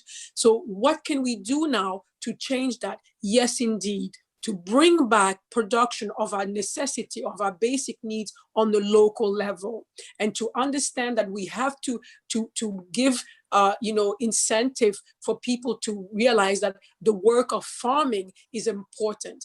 And it's as important to be a farmer as it is important to be a doctor or to be somebody that has done university studies. So I have in my land many farmers. Almost 90% of my people are farmers. And today with the COVID crisis, they don't farm necessarily to export the goods to the international market, but they were still able to, send their goods to city centers. But they themselves have not really been affected, because they live a very simple life where just their basic needs are met. And it requires us to start asking ourselves the questions: where do we want to go after this crisis? What kind of economy system do we want to go after this crisis? Because this particular system is built in the fact where there will be constant collapse for one reason or another. If it's not because of a banking, it's going to be because of something like the COVID-19 that comes and tells us we can no longer do business as usual. So what are the other systems, or what are the transition or the modification we need to do to create alternative systems so that we can have options and we can widen our ability to provide for basic needs? And I believe that maybe starting to think about a resource-based economy rather than a profit-based economy would be an answer to such thing as what's going on today. Because now we're talking about growth numbers and how we're gonna go into recessions and so forth. But that's only because we are based on a growth and a profit-based economy. But when we transition to an economy that resembles the type of economy we used to have in the past, but we can modify it with the knowledge we have today, we can propose alternatives, then I believe we may not have to face, such circumstances where we have to basically, be at the mercy of market fluctuations and world events and so forth. We have to start thinking about globally as a global family. We have to start understanding that maybe resource management economy might be the future for our children, to be able to to live in a world that is so abundant, that offers so much for every single one. Just thinking about the African continent alone, today, the policies for African continent is predatorial. Everyone wants to go to Africa to take and take and take and take and take. Nobody's caring so much about saying, let's use Africa and let's use other so-called developing countries and see how we can foster or how we can install different systems of governance, this different system of economy, so that our main goal is not for profit-based and growth and eternal growth models, but rather for resource management so that the needs of the people are met. And I think that there are many studies and many economists who are starting to question all the models that we have received, very archaic models that we have received of capitalism that are just there. I'm going to put communism in the same realm, because these models, when they were developed, one element was missing out of the equation, the element of the fact that our resources are limited, or they do need time to replenish. When they did all these economic models, they basically thought that we can just go in the earth and take as much as we want and just continue the growth and the growth and the growth. There is no such thing. Nature is our best teacher and teaches us that there is no such thing as something that keeps growing forever. So we may have to unplug ourselves, and maybe it might be the opportunity that COVID is giving us to give us the chance to start thinking and transitioning to different type of economy. And the only people who are really capable of doing that are people like you in India, are people like in Africa, are people who are now coming to the table with all the knowledge that we have amassed from our own cultures, but also with the experience we've had of observing the positive and the negative of the Western paradigm in every domain. So now I think it's the time more than ever that COVID is giving us the ability to note the inconsistencies of these models so that we can resort to making the necessary adjustment so that we can create a better future for our children. So yes, I'm a queen of rural people. And today I can tell you that in the Congo, my people are actually better off than the people living in the cities because their needs are met. And because the economy, when we do an economy that's not only turned towards the outside and export and making sure that we get the gross national product to show that it's always increasing and selling more and more in the foreign lands, then we can, first of all, like the speaker before me said, we have to cater for local economy when our communities are okay. First of all, when our families are okay, our communities can get better. And when our communities are better, yes, indeed, our nation can be better. And when our nations are okay, yes, indeed, our world is better. So we have to really look into what we have on the ground, what proximity, the resources we have in proximity, and see how we can use these resources to ensure that the needs of our people are met. And then we can then expand and see how we can create a magnificent collaborations with other people who have the needs for things that we have that they don't have, and do exchange. So I'm really a great advocate of asking our scientists, our brains, and our very eager mind to go out there and to question everything, and to be able to say, yes, this is how it's been working for now, but we can come up with better solution, and never to be afraid to question, and never to be afraid to seek better solution, and also to join forces with people that we would not usually think that can collaborate with us, because being with people who are different allows us to broaden our perspective on how to look at a problem and to find creative solutions. So this would be my contribution today. I thank you so much for having me on this panel, and I'm very honored to get to meet everybody here, and I hope to be there to continue this discussion, and to put my weight into this process of restoring a system, but by never forgetting that everything can be reinvented. When something doesn't work, we cannot just patch it, put some bandage, modify it, and expect the next crisis to bring us even further down.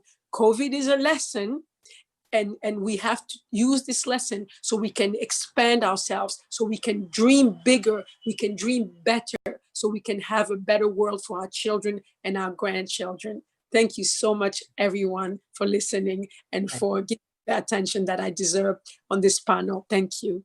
Thank you. Thank you, Queen Diambi. Thank you so much. In spite of your change in schedules, and you made it, we welcome you and appreciate you sharing your insights about Africa, and in particular about Congo and your rural people. And Queen, live forever. And one more thing I would like to appreciate is you agree to come on to join with us, and we would welcome you to be onto the task force. We were creating the proceedings of this webinar that we will publish to everybody. So your contribution into the task force would be wonderful. I will set it up, and I'll welcome you for that. Thank you so much, and be safe wherever you are, and God bless you. So our next speaker is going to be the inaugural keynote address by Professor Anil Sahasrabudhe, and I would like to request Honorable Vice Chancellor of JNT University to introduce our inaugural keynote speaker. Thank you, Professor. Thank you, Dr. Hari. Indeed, I'm very happy to introduce Dr. Anil Sahasrabudhe. He's very busy. Though he is busy with MHRD, still with an interest to join the webinar, he has joined through WhatsApp. Heartfully thank Professor Anil Sahasrabudhe, Chairman, All India Council for Technical Education. I am privileged to introduce him. Professor Anil Sahasrabudhe is the Chairman of All India Council for Technical Education. Sir graduated from BBB College of Engineering and Technology. I think you drop it out because it's already too late in the day. So let me speak. It's only 1 minute. 1 minute, sir. Sir has brought many changes and reforms in the technical education in this country, and he is the one who has brought the online education, online evaluation, online examination, and he is proposing many reforms into the system. And heartfully, we invite you, sir, to be with us. Present view of viewers. Yeah, thank you, Dr. Srinivas, Dr. Hari, Queen DMB, whom I was listening. Finally, I could join in after the meeting at MHRD. Congratulations for holding such a webinar. Very important topic that we are all faced with COVID-19 crisis, and how do we come out of this and what we need to do. I think I was very carefully listening to the Congo experiment. Actually, India is no different. Both India and Africa, as well as many Asian countries with long civilizational strengths, actually faced less difficulties during this COVID-19 crisis compared to the so-called developed countries. And that is where I think we have to step back and look at our old systems and how we can modify them to suit to the modern trends.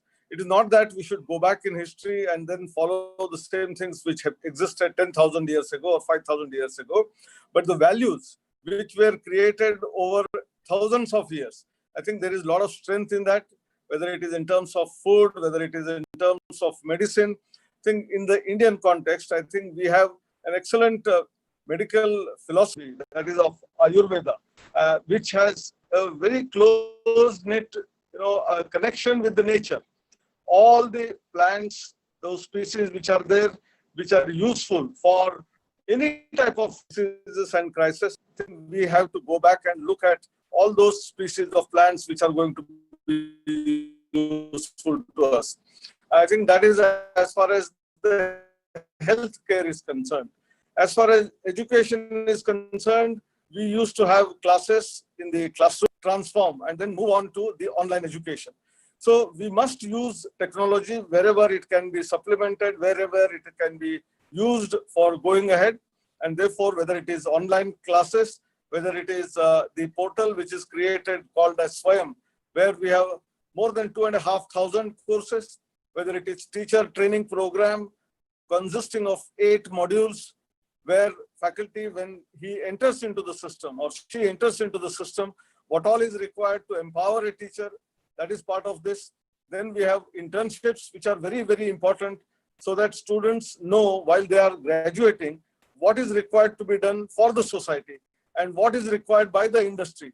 I think this connect between the student and the college with the society on one side and with the industry on the other side is very significant and important. Collaboration is going to be more and more significant. And today that collaboration is happening through the portals such as Zoom, whether it is portals such as Microsoft Team, whether it is WebEx platform, whether it is Google. I think all of them empower us. And how we connect with each other and continue to do research. And one of the fundamental things which we understand from education is meant for not only self, but it is also for your own family, your own society, your nation, and the world at large. And in a connected world, which we call as global village, the Indian philosophy of Vasudhaiva Kutumbakam, that means the entire world is one family. We are all closely knit. And then the second important thing which our Sanskrit shlokas talk about is Sarve Janaha Sukhino Bhavantu. That means let us make everyone happy. Let us keep everyone happy. I cannot be happy unless my entire society is happy. Otherwise, there will be turmoil in the society, whether it is rural area, whether it is cities.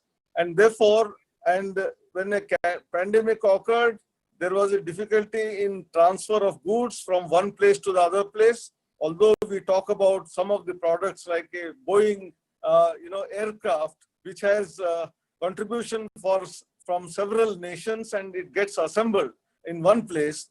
But nevertheless, there are systems which were in existence in our own system and which take care of basic needs of the human being, whether it is starting from the fresh air, the pollution that has occurred today, how do we overcome that on one side? Because we all live on oxygen every second, every moment. And therefore, starting with the fresh air comes the water. There is a scarcity of water in many countries.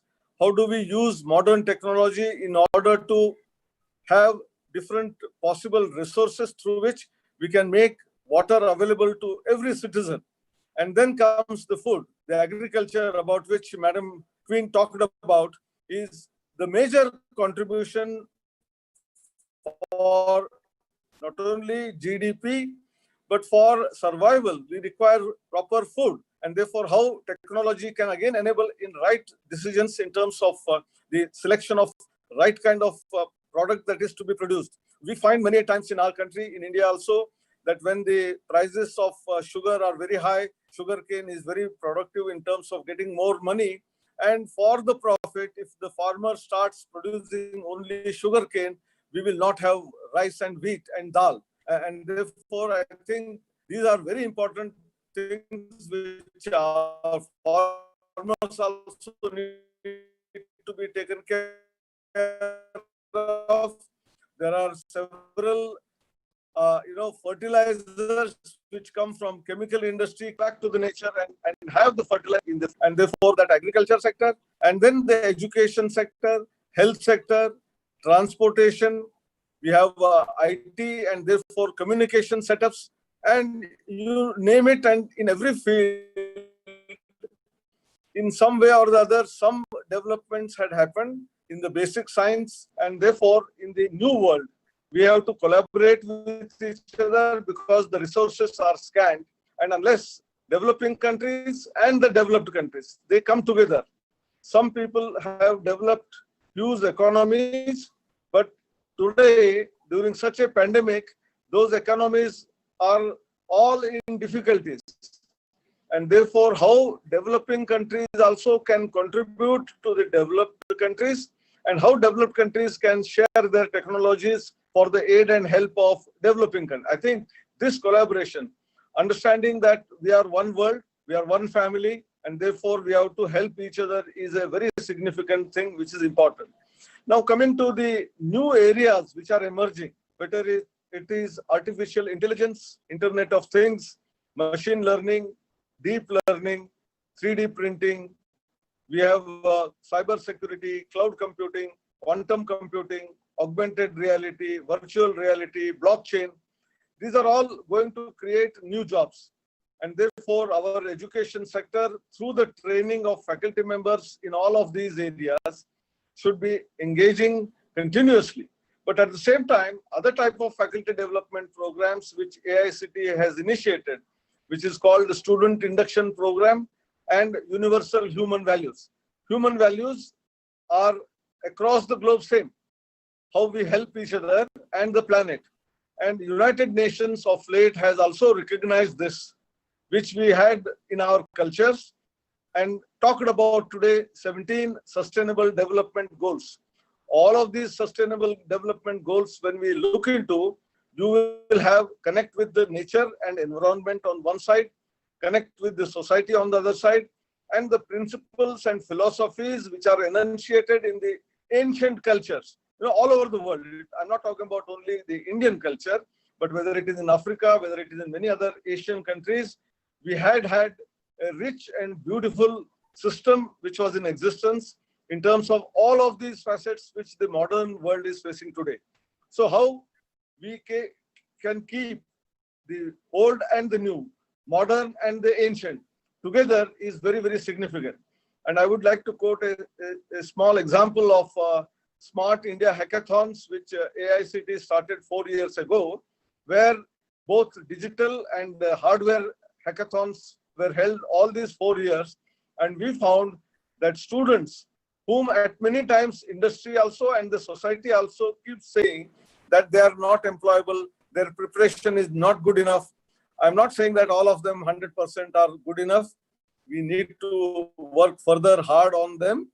But nevertheless, very same students, when they are in second and third year, when challenged with these problems which the countries of the world are facing, whether it is in water, whether it is in energy, whether it is in transport, whether it is in communication, healthcare, agriculture, education, I think our students have come out with out-of-the-box wonderful solutions which have been implemented by government departments and industries. I think we have to understand the young generation is a fast learner. But only what we need to emphasize to them is, with your experience, your nature of able to learn faster, please stabilize yourself and become a lifelong learner. Whatever you learn today is not good enough. We need to continuously go back to the basics, go to the drawing board, study from the library, from the internet, and then keep yourself upgraded. Thereby, you will always solve any problem that comes. In a country like our size, with 1.35 billion population, we may have a million problems. But with 1.3 billion population, especially the young generation, the youngest country in the world is India. And therefore, if we channelize their energies, the youth energy, in the right perspective, I think no problem is unsolvable. We will be able to solve all the problems that our country and the entire world is facing. With these few words, I once again congratulate Dr. Srinivas, JNTU, and Dr. Hari for engaging with the stakeholders. And I close here because I have not heard what all people had said. So I don't want to keep on repeating what many others would have said. But nevertheless, if the audience or the panelists have some focused questions, I would be loving to answer them as well. Thank you very much, Dr. Srinivas. Thank you. Thank you very much, sir. It is an honor and privilege to have you here, and a lot of things that you shared, which are very dear to Dr. Kalam, and especially developing the rural economy and transforming youth into responsible citizens. And the induction program, especially you are introduced, that's an amazing program. And Lead India has a training program very close to what you do on the induction program. And also you mentioned about this new age technologies like AI, blockchain, genetic testing, 5G technology, augmented and virtual reality, cyber security, autonomous and electric vehicles, and especially the smart cities, if all these things can be incorporated into the learnings of the engineering students in India. I think they are the brains. And as Dr. Kalam said, by 2020, every 1 in 5 in the world will be of Indian working in the world. And average age of Indian working going to be 29 years. And he felt if we don't transform them into responsible citizens, it will be a disaster to India as well as to the rest of the world. I think you are the right person, and you're doing a lot of changes in the way we educate our engineers. And please continue to move them into the industry 4.0 kind of technologies to transform them and skill them, reskill them, whatever is necessary, what the industry requirements are, rather than producing just the degrees, but produce the skilled people who can have employable skills. I think the induction program will definitely transform them into good leaders, and as well as your vision to bring the industry 4.0 technologies will definitely make a difference. Dr. Professor Srinivas Kumar, just thank Sri Anilji. Sir, Anil Sahasrabudhe sir, indeed we are very happy for your presence. As you are we would like to request you one point. Education should be at the doorsteps of the poor people. And what reforms the AICT is thinking in this direction? I think a very pertinent question, especially when the lockdown started and colleges and universities were closed, and some of the institutions challenged and difficulties.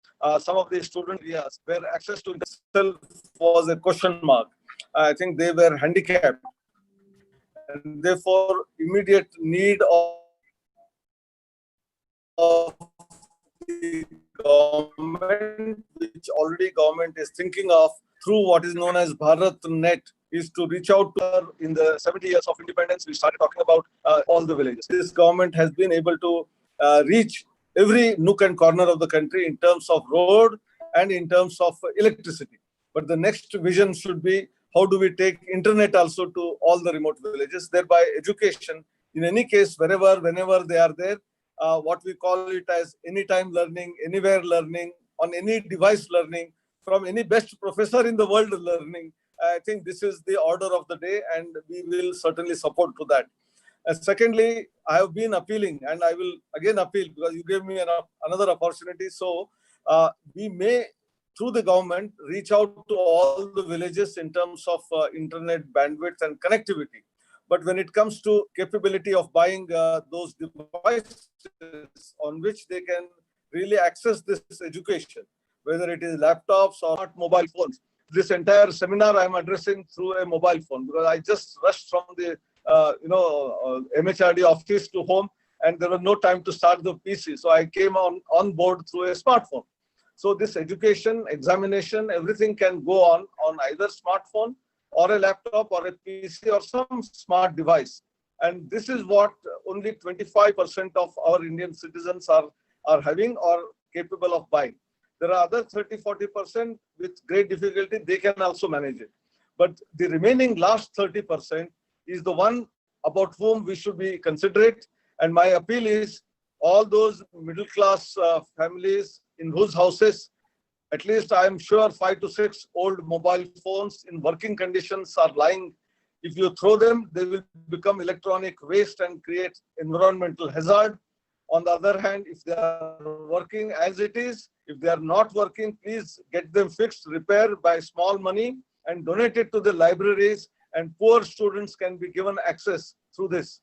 NASSCOM, I requested, NASSCOM through their IT companies every year turns around more than 500,000 computers. and they buy new ones. The old ones are not too old. They are about 4 or 5 years old, and they are absolutely in functional condition. If they also donate, in every village, we can have a center, a common place, common center where a computer, a TV set, and an antenna is placed. Either Swayam or Swayam Prabha or any of these channels can be reaching to the nooks and corners, and we can take care of not having digital divide. We can win over that, and we can make really education available, accessible to every citizen who wishes to have it. Thank you. Thank you so much, Thank sir. you, sir. Thank you very much, sir, for your presence as well as for your valuable advices. We'll be in touch to develop the nation in terms of the education, in particular in the rural sector. Thank you very much, sir, for your presence.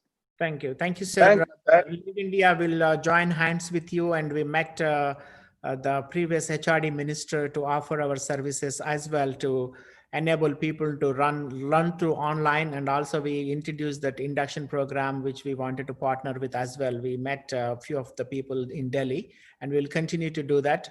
And especially in the rural area, we have the bandwidth issue. The electronic connectivity is the key. So once it is there, I think we can push other things to provide the online education as much as possible, sir. Thank you very much again. So MCs, please go with the next speaker, please. 1 minute. His Highness. Yeah, go ahead. His Highness Jagadish Daneti is a royal prince of the Kalinga Empire of India. Jagadish Daneti is a Hollywood director, actor, screenwriter, and founder of Pink Jaguars Entertainment in Los Angeles. He is among the most celebrated filmmakers of Indian cinema and has worked with the biggest stars of the Indian film industry during his formative years, making him the most sought-after Indian director in the Indian silver screen. His professional journey from a writer to director shows his mastery of the 24 crafts of film, and his love for films and music is evident in all of his writer and directorial adventures. He is the writer and director of the biopic of Dr.Apj Abdul Kalam that is set to be released in 2021. The announcement for the film was made on February 9, 2020 in New Delhi by Mr. Prakash Javadekar, who is the Honorable Union Minister for Information and Broadcasting of India, in presence of stalwarts from Hollywood and Indian cinema.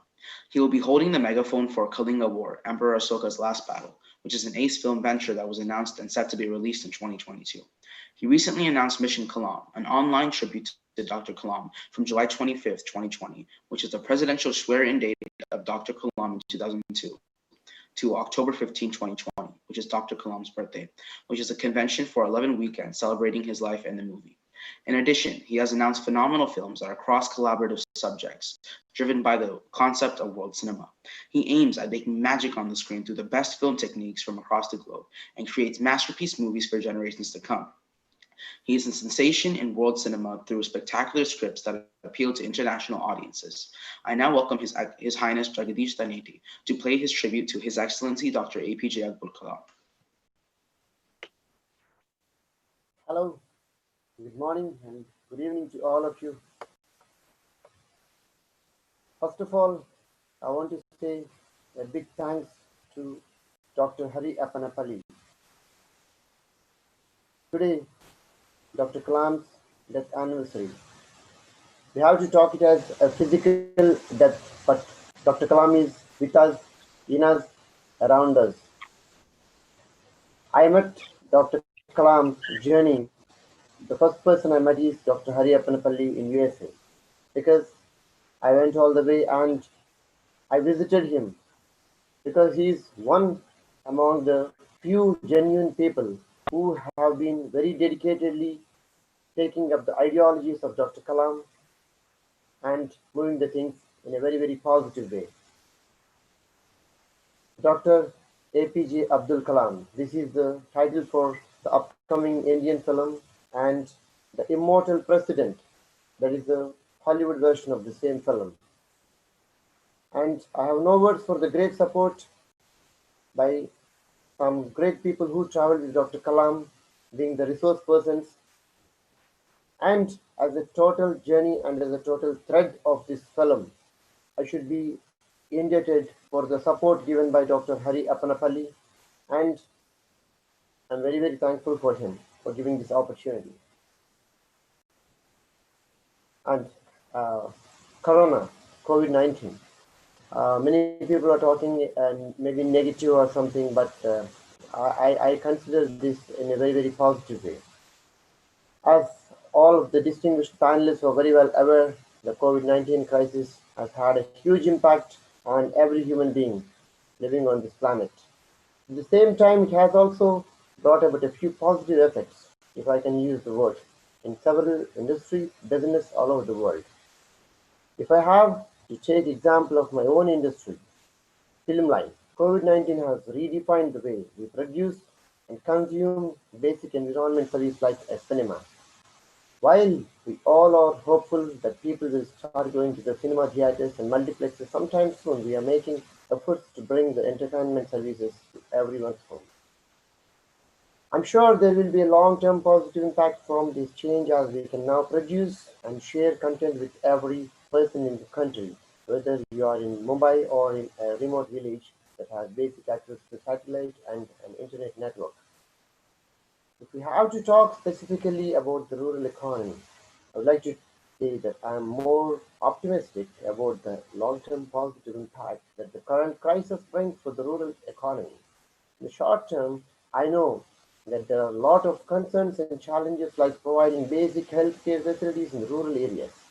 I'm sure a lot of you are more qualified to speak about these challenges than me because I'm just a filmmaker. I know just cinema. So let me attempt to share some of my personal observations about the long-term positive effects and opportunities for the rural economy in general. One of the things that the COVID has taught everybody beyond washing utensils and cleaning homes is to respect the most basic things in life. I'm sure every one of us were worried and taking stock of our groceries, vegetables at our home during the peak lockdown period in April and May of this year. Every one of us, including the government, were talking of ensuring sufficient supply of food grains to all homes in the country. This required us to ensure that sufficient food was being produced, stored, and transported smoothly at all times. The government came out with several good reforms for agriculture sector in the last few months. I'm sure most of you have followed the reforms the government has announced recently in the areas of marketing of agricultural products. Going forward, the farmers and traders can sell and purchase their agricultural products across the country without any restrictions. I think this is a very significant reform which will help the farmers to sell their products to anybody or any place without depending on the local middleman or marketing bodies. If this reform alone is implemented in right spirit, I think we might have a scenario where a person sitting in Delhi can buy a fresh stock of Alfonso mangoes directly from a farmer in Ratnagiri. I'm sure none of us is going to mind spending a few rupees more to get fresh products directly from the farmers. You might also see some enthusiastic farmers becoming small businessmen by getting into other allied businesses like transportation and storage services to help their farming community to sell their products to customers who will pay a good price. I'm sure if we invest and further improve our transport and storage infrastructure, these reforms can help farmers realize great prices of their product.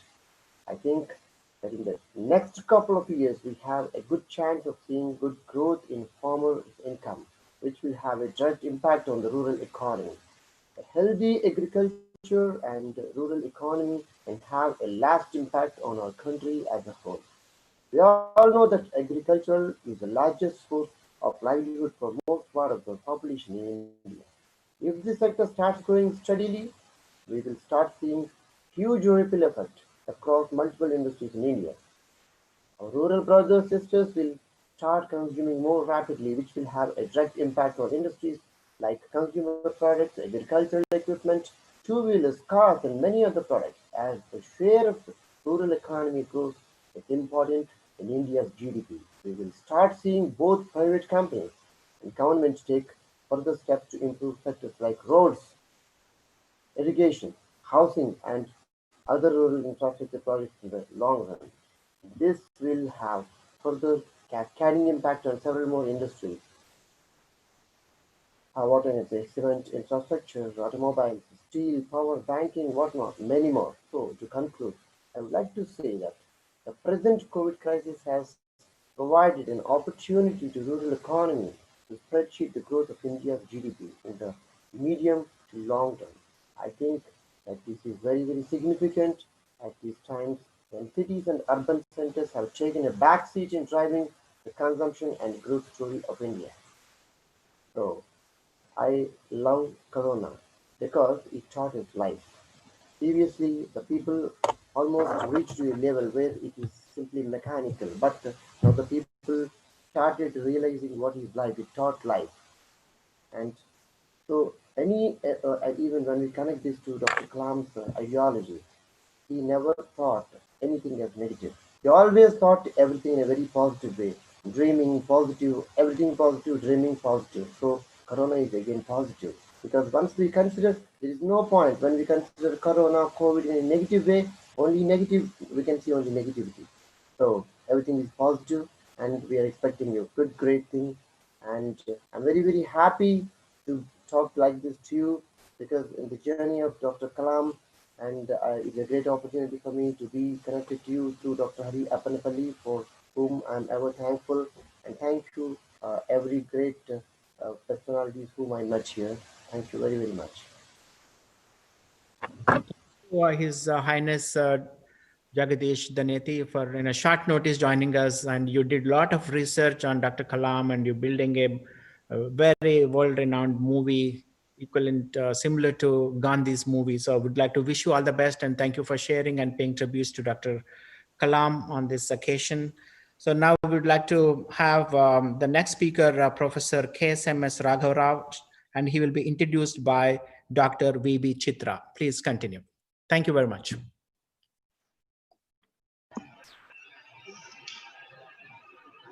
Dr. Chitraji, please unmute. Yes. Sorry for the interruption. I will save time for the next speaker by introducing myself. So I'm Dr. Raghav Rao, basically a chemical engineer. Excuse me, sir, just a minute. I just introduce you and then you can proceed. No, that's what I'm saying. In 10 seconds, I can introduce myself. That saves time. Sir, that's okay, sir. Just okay. Let her introduce her. She prepared. 9 o'clock. I don't know how many speakers more are there. Okay. Go ahead, ma'am. Introduce him, please. Good evening, all of you. So I'm basically a chemical engineer working in the Central Food Technology Research Institute for the past 30 years. Currently, I'm the director of this institute. So I'm very grateful for the organizers, especially Dr. Srinivas Rao, Honorable Vice Chancellor, and Dr. Hari Garu, Chair, Lead India Limited, for giving me this opportunity. It was a great privilege and honor to participate the tribute in Dr. Kalam. He's a great scientist and leader and visionary of this country. So I have not read the latest book that Swamiji was showing, this Transcendence, but I have read The Wings of Fire. So it was very inspiring, and he's a model. He's always led by example. Today we will be talking on our topic is impact of COVID on development of rural economy, challenges and opportunities. So yes, COVID is a big accident. As the previous speaker was telling, he loved it, but yes, it has the positive side of it. It is a accident in the history of time that has shaken both developed and developing nations. Neither poor nor rich is spared. All sectors of industry have been faced with the brunt of it. So I will be looking at only at the food processing sector. Rural MSME sector is one of the options for the revival of this economy. That's what I believe in, because it contributes significantly to the employment of the country. 51% of all the MSMEs are in the rural area. So already it is in the rural. And days are gone that wedding is at equals. Now MOUs are being written with giants, with startups. For example, Siemens has recently written MOU with a startup company from Stanford University.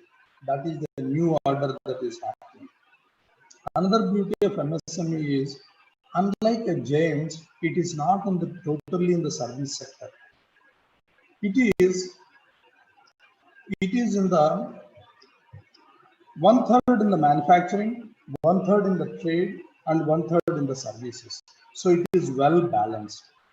It has a very good advantages having here because it offers huge amount of employment, and 90% of the thing is coming from a micro industries, which are very much suitable for rural economy.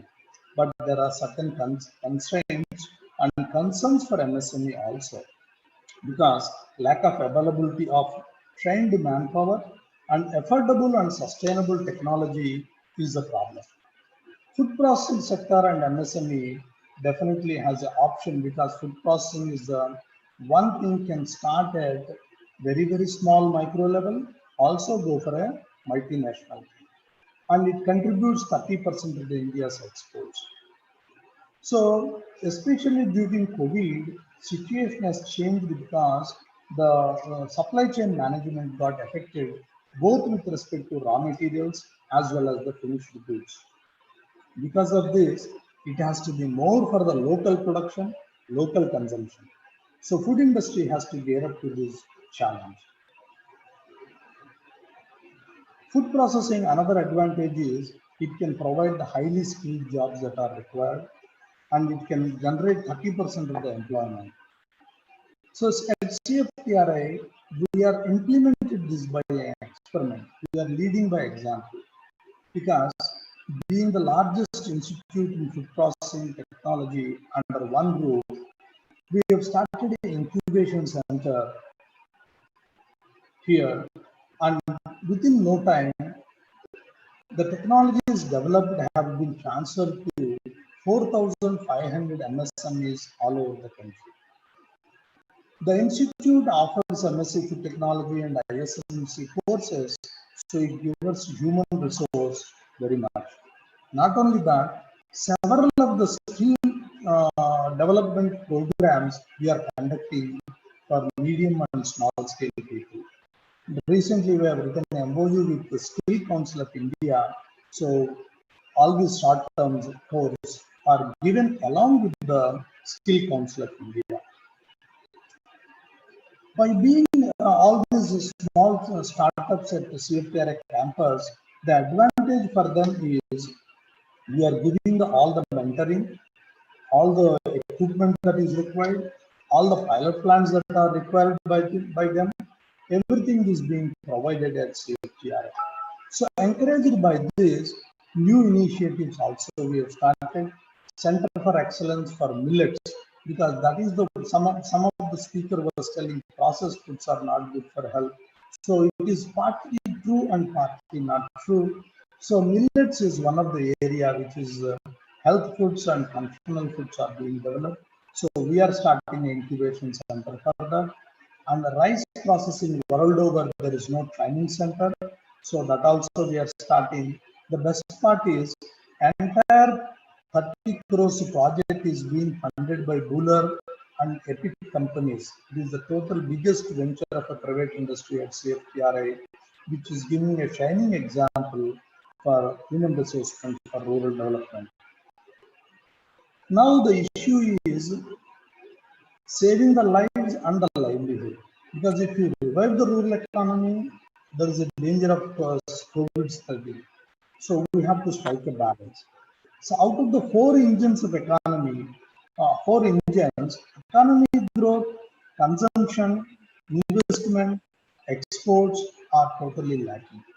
Only thing that is happening is government expenditure, because they are pumping in money to boost the economy. But how long it will work? So before that slowdown of consumption is taking place, private investment has to pitch in. And totally we have to reimagine what is the private investment. No more the old concepts or old style of functioning will not work. So out of the box solutions are required. There is a consumption slowdown. So even before before the whole COVID has hit, there is a recession. But the only thing is, it has worsened the situation because of the COVID. There are job losses, salary cuts, these are happening. That is true. But economy is also like a human body. One way of giving is giving steroids, which gives a spot of energy for the body, or give a long-term or medium-term treatment so that you revive gradually. So we cannot say this because we need a quick solution. Much might be said on both sides, so we should have a balance of these two things. Then rural and urban balance is also required. Because the scale up is the problem. Many of the migrant workers, they have come back to the village areas. So that's why there is an issue in the urban area for the industry to run. So why they move to urban areas? Because they thought they'll get a livelihood, even though there are poor conditions. Now he has come back because there also is a situation. So now we have to see whether we can provide better conditions for them to stay back in the rural so that he can participate in these MSMEs of rural country so that he can make his life much more better. So for this purpose, India can be a back office and also a front office for the industry campaign, especially in this rural sector. So we have to increase our manufacturing abilities, as Dr. Reddy, Secretary DRDO, he was mentioning how our production abilities have significantly has increased.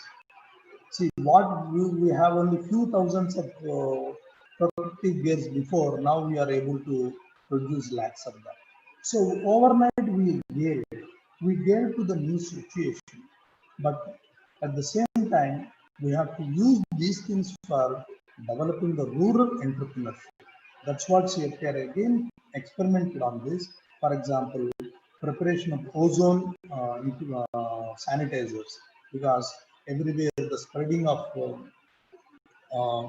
hypo oil water is giving irritation for people. So it was thought that ozone can be the much better with the gas-based sterilization is achieved. So similarly, food processing also, we have given all the technologies as put on the website as a free technologies for the people to take it, so that rural population is benefited by taking this food processing technology and implement it. And MSME has given huge funds and huge clusters they formed with the government support, and both center and state government are giving these funds that are very effectively utilized to boost the rural economy in the food processing sector. Especially all the schemes that they will work only provided some stakeholders like technical universities, academicians, and research institutes have to pitch in.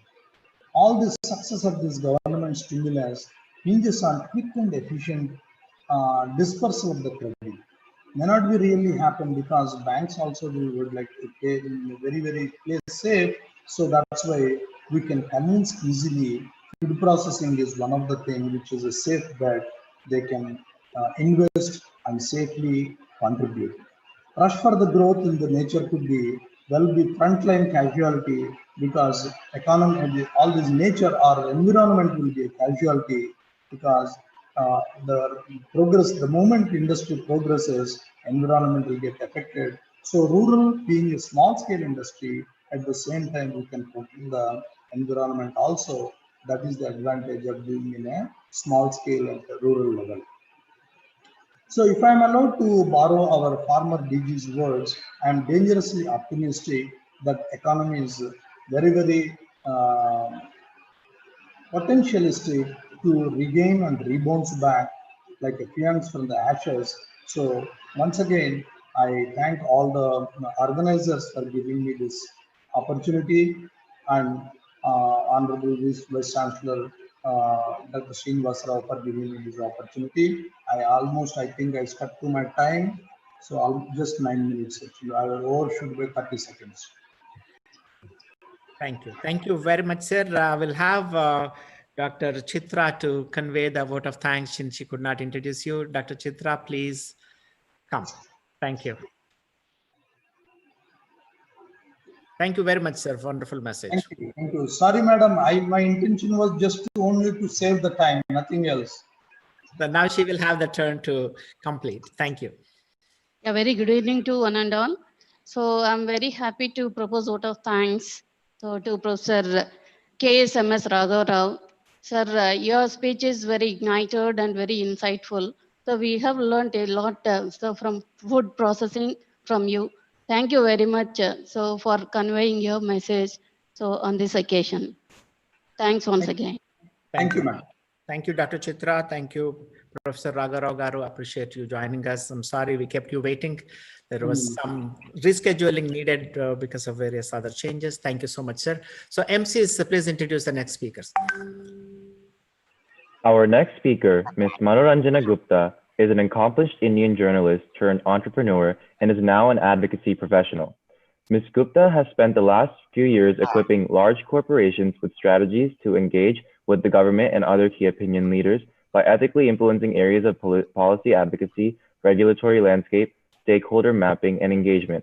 With her understanding of a consultative yet complex regulatory landscape, she has handled issues ranging from those related to market access, FDI, and the environment to the implementation of centrally sponsored schemes.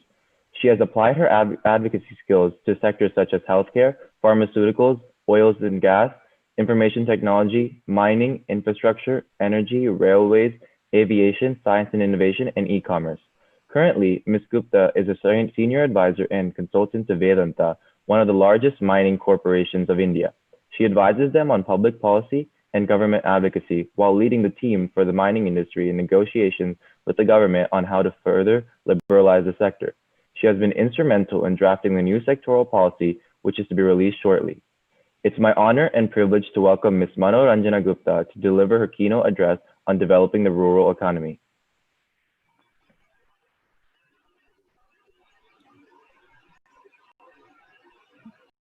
Thank you. Thank you. Thank Please you, go ahead. Hari Epnapalli, for the opportunity to speak at this prestigious forum. My greetings to all those who participated in the discussion today and those who are viewing this discussion on social media and other platforms. Today, the globe is talking about the impact of COVID-19, but mostly from a national perspective or from an urban-centric perspective. I would like to thank Lead India Foundation for asking each one of us to deliberate on various aspects of how the pandemic has impacted the rural economies. Before I begin, I would like to pay my humble tributes to one of the greatest human beings I've personally known, Dr.Apj Abdul Kalam Sahab. I had the honor to interview him in a 1.5 hour long session in 2006 during one of his visits to the northeast of India. Why I narrate this today is because we are discussing remote areas, we are discussing small economies, we're discussing rural areas. This was in the state of Mizoram. He was president of India then. It was very interesting that when I met him for a dinner at the Raj Bhavan, I expressed to him and I said that the people of Northeast India feel alienated from mainstream India. He said, of course I know, and I've always been trying to bring myself closer to this unique and beautiful region. He said I should suggest to him on what more he can possibly do. In just a very plain conversation, I said, His Excellency, why don't you address the people of Northeast India exclusively in a nice and long interview and just talk about them and not about the rest of the country. Give them a vision, inspire them. And he agreed. I was really jumping with joy. But the next day, the protocol division of the President of India called me and said, since independence, no President of India has ever given a live interview to a private channel. And he's a sitting president in office. It cannot be done. I was really disappointed. I conveyed my disappointment to President Kalam through one of the officers. And to my surprise, I received a call from him. And he asked me to come and meet him the next morning. When I went to meet him, he smiled and said, go ahead and prepare, and I shall go live on your channel to address the people of Northeast India. We did a freewheeling, candid interview for 1.5 hours. And he was the most amazing man and personality I had ever met. In my 25 years of media and journalism, I never met anybody as brilliant and as caring as him. A man with a vision for everything and everyone. In narrating this story about the Northeast, I wanted to also highlight his immense love and passion for the backward, rural, and remote areas of the country. When he was penning his book, Turning Point, he called me after, I think after a year and a half, and said, Manoranjana, you're a part of my book. And he asked me for a transcript of the interview that I had done with him. And to my utter surprise, I found 12 whole pages in the book about my interview and about me. I'm so glad that Dr. Hari, you have created this foundation, Lead India, in which the guiding vision is that of a great man, a man as great as President Kalam. Now on the subject of how the pandemic has impacted our rural economies. Today, the world has acknowledged that despite India being a country of 1.35 billion people, it has managed to keep the figure of cases per million at a very low of approximately 830 only. At the same time, it has succeeded in ensuring a very low mortality rate of 2.3%, which is amongst the lowest in the world. However, despite the comparatively better picture on this front, India got massive negative global publicity for the reverse migration of labor class during the nationwide lockdowns that took place. There is no doubt that the reverse labor migration that took place shall have both short-term as well as long-term effects on the rural economy of India. However, I think the government has taken very prompt action and has announced economic packages with a mix of long-term as well as short-term measures such as cash incentives, wage subsidies to provide relief to the migrant laborers as well as to the marginal farmers. The first visible impact of COVID-19 in the rural sector has been on the agriculture supply chains. Transportation industry has been badly hit, demand has seen a major slump, and this has caused a sizable revenue loss to farmers, and they are being forced to sell their crop at a cheaper price, settle for a lower profit, which is really sad. The second impact of COVID-19 is the delay in sowing and harvesting of crops. Even the e-commerce brands in agriculture have been impacted, as the transportation of these products is stopped and there is no inventory. The third impact of COVID-19 is the expected job cuts in the agriculture sector. And the fourth big impact is the complete shutdown of exports. Currently, all the ports are locked and huge inventory is piled up with traders, farmers, and everybody. The fifth impact is on the MSME and the SME. Post-lockdown, their businesses are lying shut down and they're facing a revenue hit. They were forced to sack their employees for a variety of reasons, including financial unviability. The sixth impact is the prediction of a weak consumption trend, even post-COVID. Even when things return to normal, the primary focus of people would be to secure jobs and get their businesses going. During such times, both families and businesses will be keeping a stringent check on their spending patterns.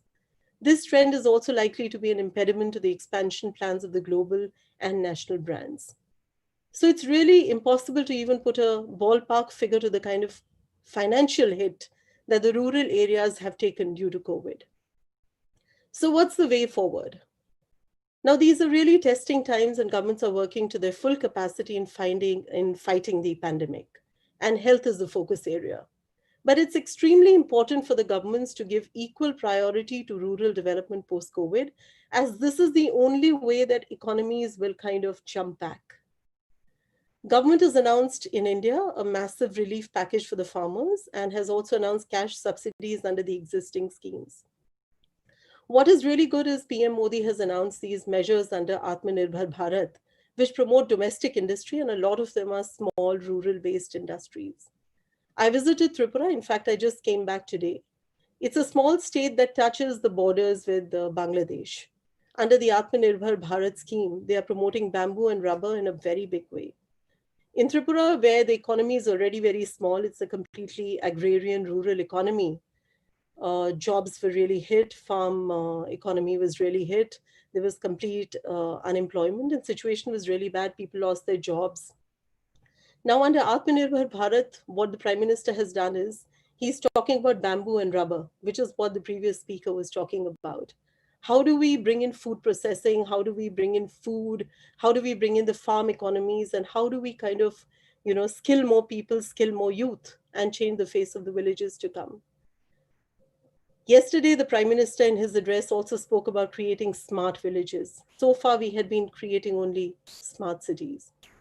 Therefore, in the current scenario, e-commerce players will play a very big game, and in fact, they could be the game changers. They have a targeted base of farmers that can be directly leveraged by the government, thereby reducing the time gap and increasing the effectiveness in reaching out to them. And finally, it's very important for the government to incentivize the medium and small enterprises and urge them to retain their employees to reduce job cuts.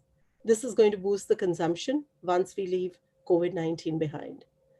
Another important question is whether India is responding well to support rural communities and coping with the new challenge. And I would say yes, that the Indian government has responded very well to the challenges posed by the pandemic. Definitely, the pandemic has made sure that the health responses, the medical services, and the infrastructure improves manifold in the rural areas. The basic services in rural areas which never existed, the government is actually working to bring them around. The government is also supporting rural businesses through incentives. And most importantly, as many of the previous speakers have said, government is improving digital infrastructure and digital accessibility in rural areas. Now, the first two are short-term emergency responses, but supporting rural businesses and improving digital infrastructure and digital accessibility, these are measures that can actually transform rural economies and communities. That is why I said that there is a silver lining to the pandemic catastrophe. India is ensuring access to credit for farmers and providing new employment opportunities for tribal groups.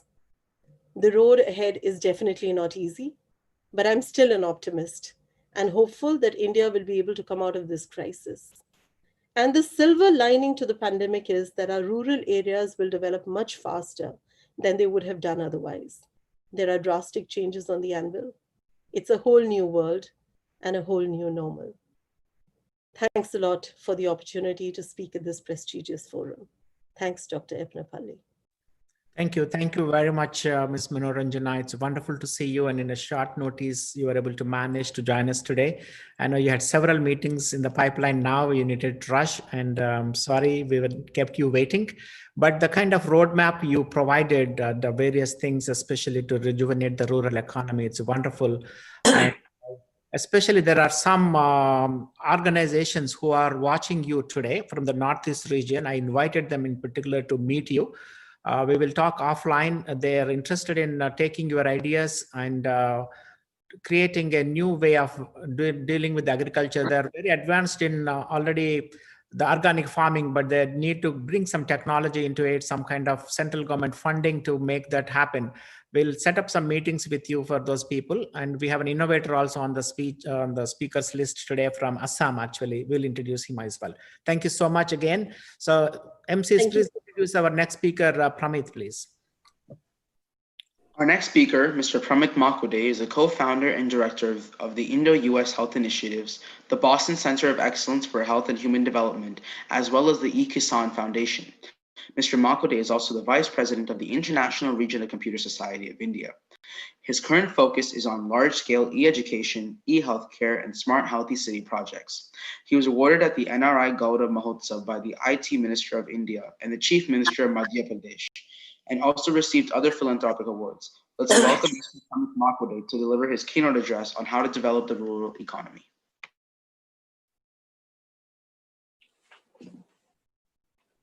Thanks, Dr. Hari.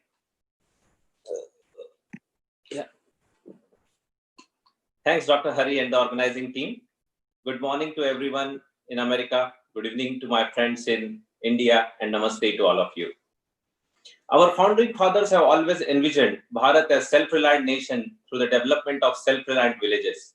Mahatma Gandhi ji initiated his model of Swaraj with self-reliant villages at its focal point. President Dr. Abdul Kalam designed a cluster village development system called Pura, providing urban amenities in rural areas. These clusters would be linked through 4 connectivity, namely physical, electronic, knowledge, and economic, to provide better income and quality of life to villagers. They all dreamed of transforming Bharat by transforming villages. Our Prime Minister Narendra Modi ji said, "This pandemic has thrown at us new challenges and problems which we had never imagined. But it also taught us a very good lesson with a strong message. We have to be self-reliant and self-sufficient, that we should not look for solutions outside the country, at least for our vital needs. We can transform Bharat by providing comprehensive infrastructure, skill development, expanding digital applications, improving agriculture techniques, and globalizing India's healthcare practices, both modern and traditional." I'll share my views on making a self-reliant and self-sustaining Bharat with a few high-level points. First, we can build up our villages by providing better infrastructure. Like if we look at America, it's quite decentralized. There are many, many small towns with a population of 5,000 to 15,000. There you can find all the basic necessities and infrastructure like good hospital, schools, roads, reliable electricity, clean water, internet, and cell phone service, along with police and fire station, providing security and maintaining order. As a result, people don't mind living in small towns and yet stay connected to large cities. We need to build a similar infrastructure for our village and panchayats, that is a group of 4 to 5 villages, through the Wheels framework. Wheels framework is water for all, health ecosystem for all, energy for all, education for all, land and housing for all. And once you have all this place in panchayats, then we can build excellent skill development and employment generation opportunities. We have tried this framework in Karnataka and seen very encouraging results. Second, skill development and employment opportunities should focus on Atmanirbhar Bharat, making Bharat self-reliant. We have to be vocal for local products, but we need to go beyond this. Be vocal about local and make it global. We can develop skills for building quality products and start selling these products globally. Now, globally doesn't mean that we always need to build Rolls-Royce or Mercedes or BMW. We need to have products which are affordable, good quality, and can be made accessible to both the developed and the developing countries around the world.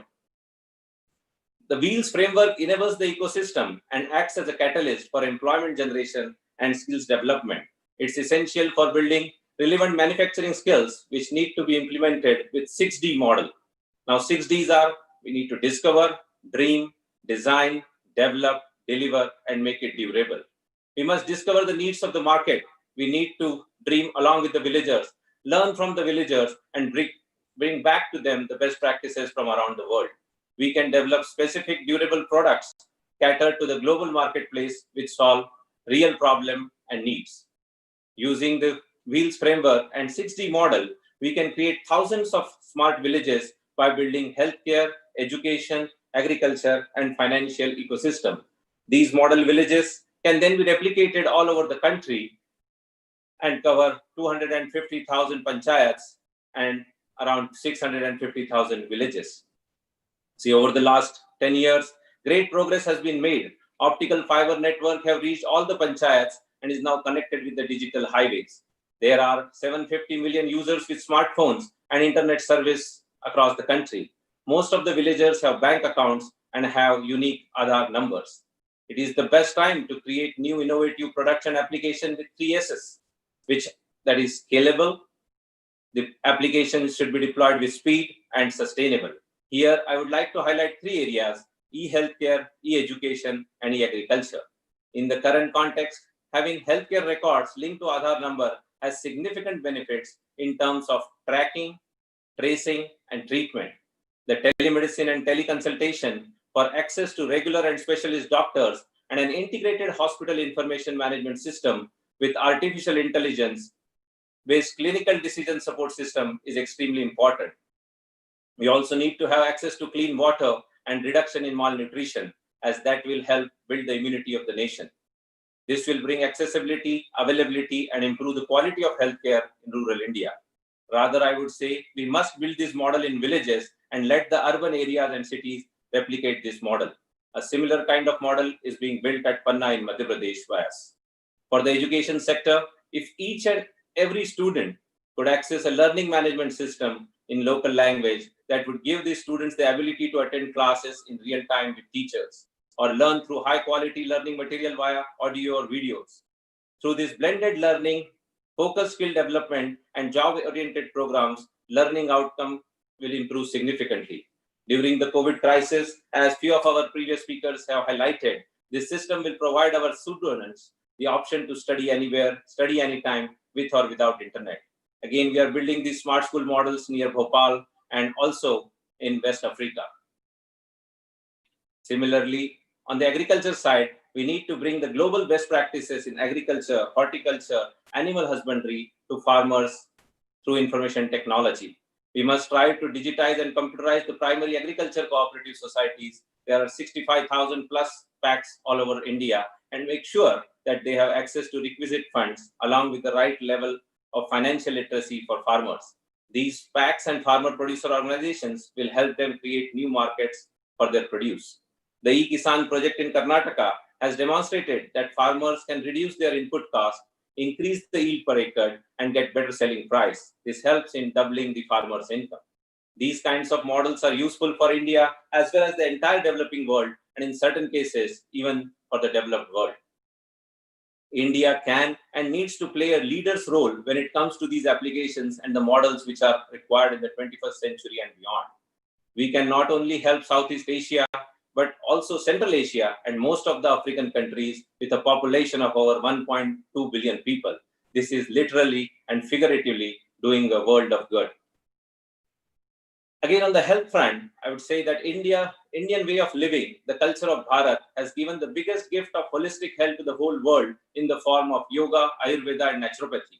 We should be the pioneers in the integrative medicine sector, where modern and traditional medicine come together. As Swami Vivekananda ji has said, we must bring the best of both the worlds, the best of modern medicine in the Western world and the best of Indian traditional medicine from the Eastern world to bring health, wellness, and happiness to the whole world.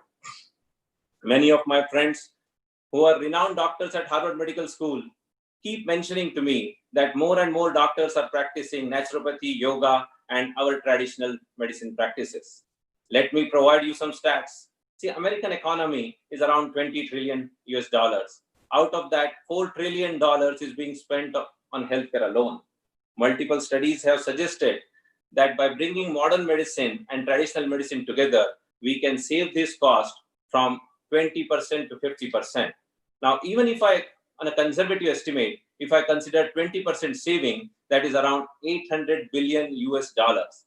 Now, out of that, if I consider 20% of business coming to the Indian traditional medicine and traditional ways of Indian healthcare system, that amounts to a whopping 160 billion US dollars per year.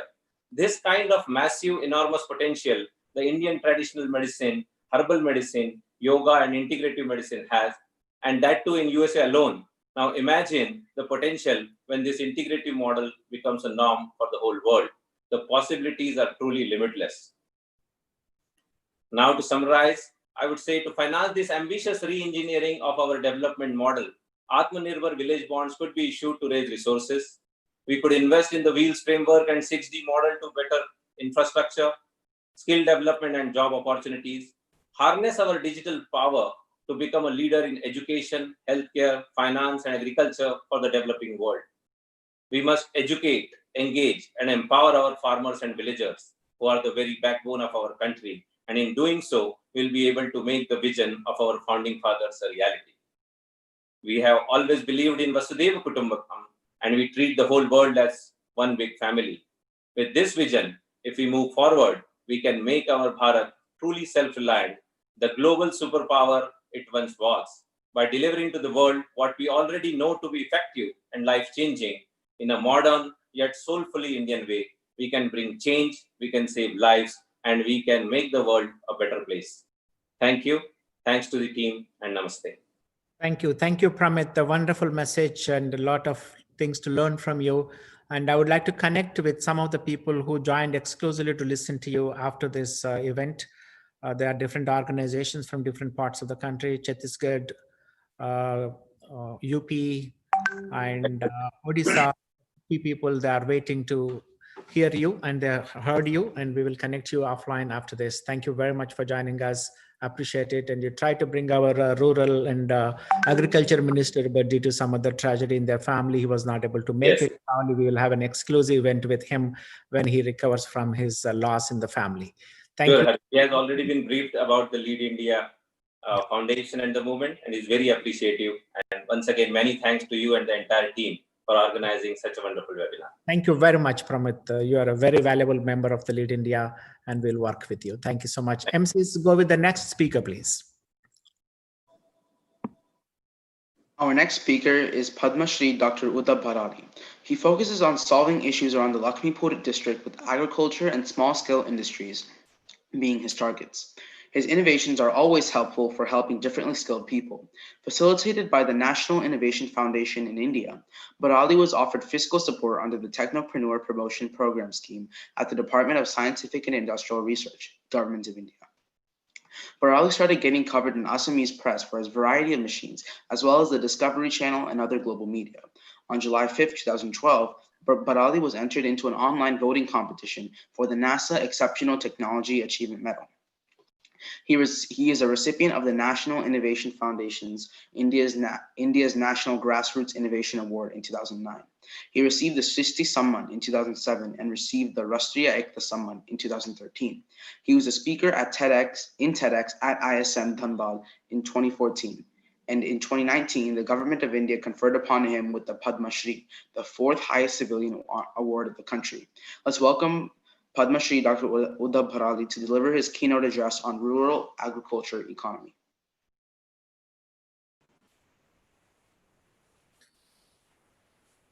Good evening. First, let me place my heartfelt regards to Dr. Hari, Dr. Srinivas, and the entire organizer team, and my heartfelt regards to the all esteemed speakers. So basically, I'm an innovator.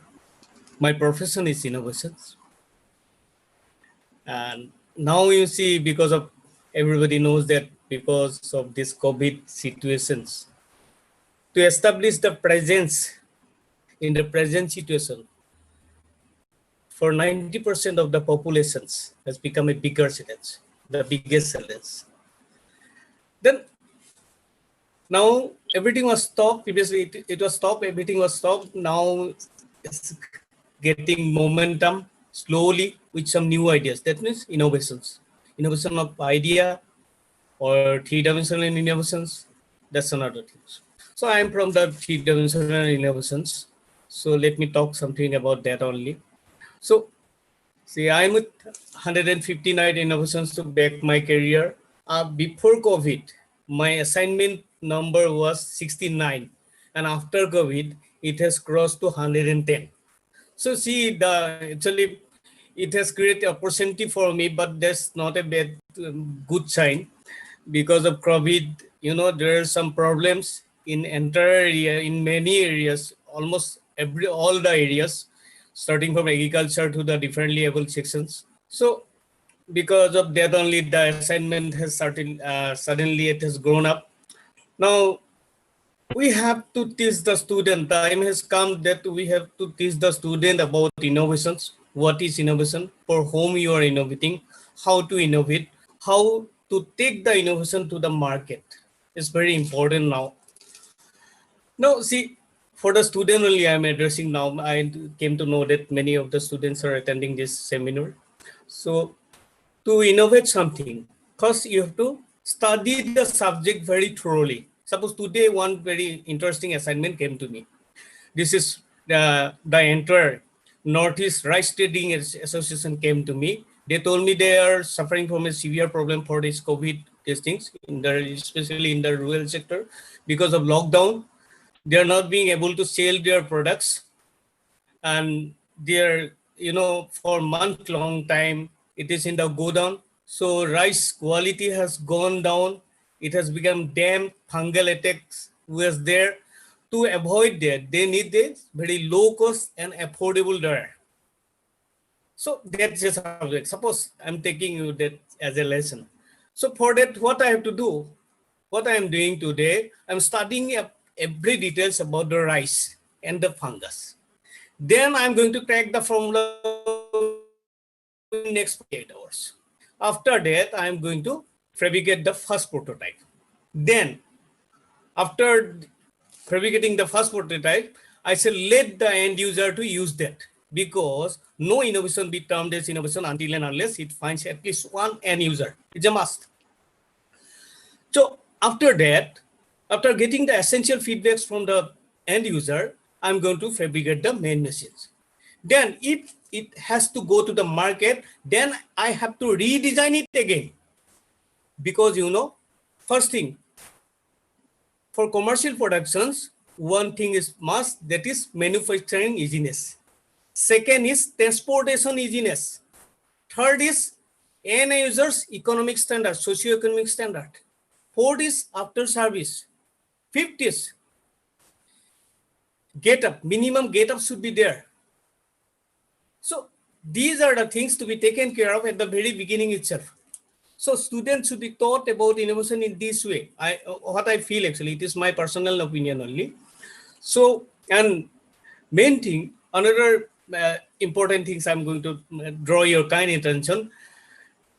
Here, some people, many of the differently able peoples, their relatives came to me. They told me that before COVID, we were having maids and, hand-holding persons. But after lockdown, we are not getting anyone to handle the differently able people. It has become very difficult for taking, taking them to the wheelchair, taking them to the bed. For toileting, cleaning, dressing, undressing, everywhere there is problem. It's not like USA or any other developed countries. Rural India's scenario is very difficult, even for the, fit and fine people. You can imagine what is happening with the differently able people. In my personal cases, let me inform you, whatever I earn from my commercial innovation, I invest everything for designing device for the differently able people. That has been the reasons why people are approaching me. It's coming from all around the country.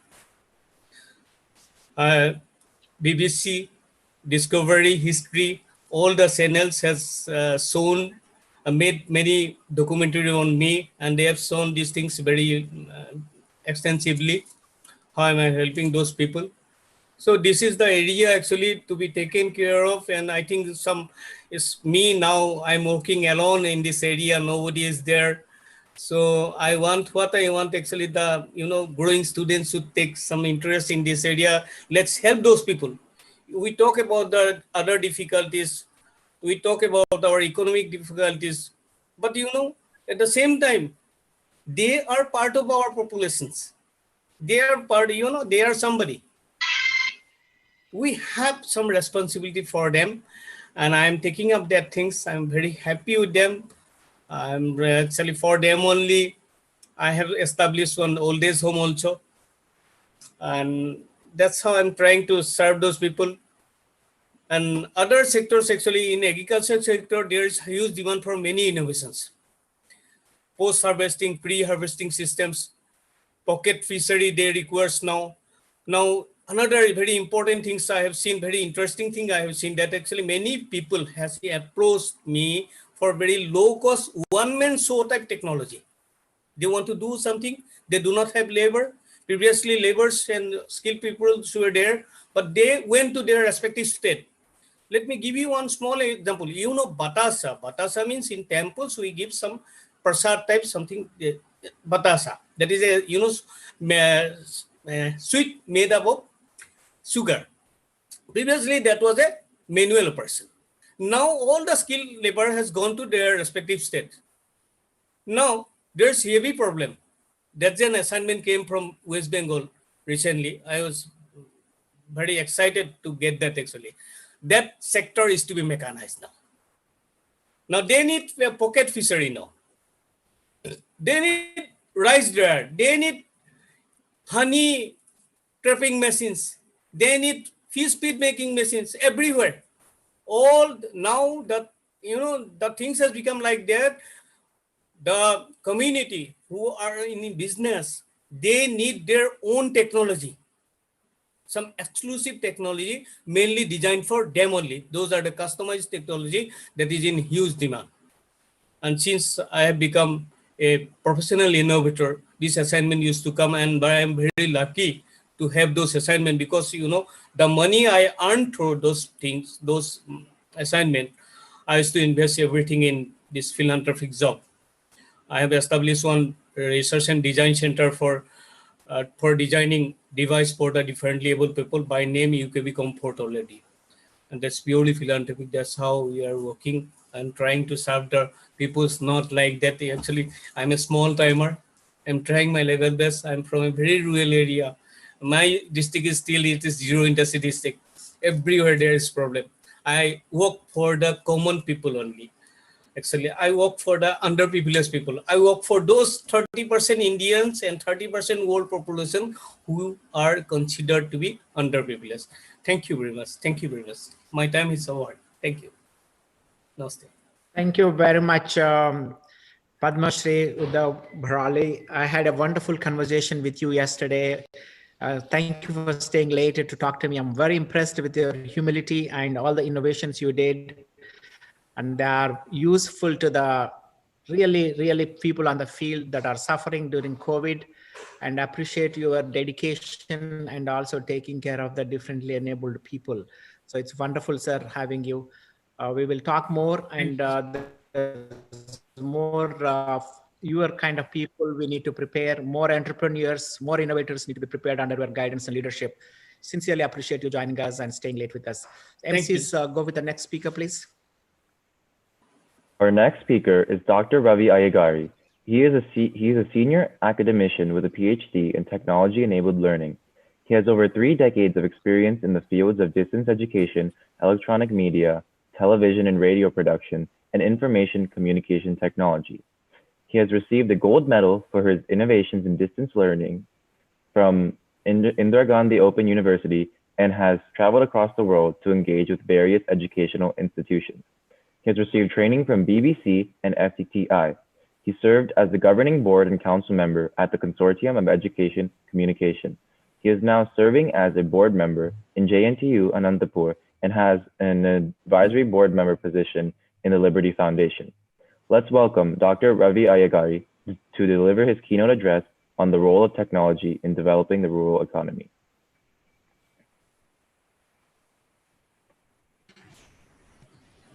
Greetings from Delhi. Honorable Dr. G. Satish Reddy Garu, Chairman DRDO,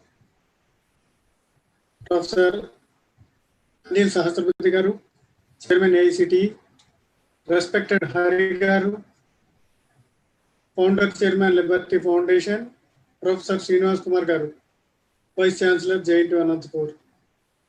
Sir, it is a great privilege for me to participate in this seminar, and my sincere thanks to Lead India and JNTU Anantapur for giving this opportunity.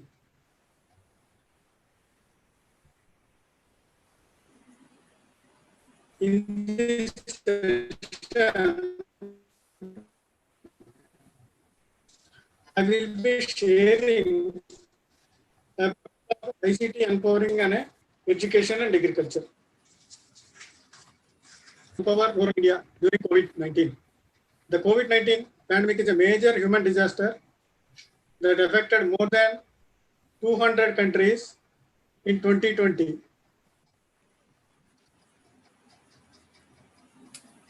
And it has geo-paradigms during the 20 and 21 financial year and adversely affecting their lifestyle, economy, importing business, and basic assumptions of the common well-being, which was taken for granted. Education remains the key to both economical and political development of any country.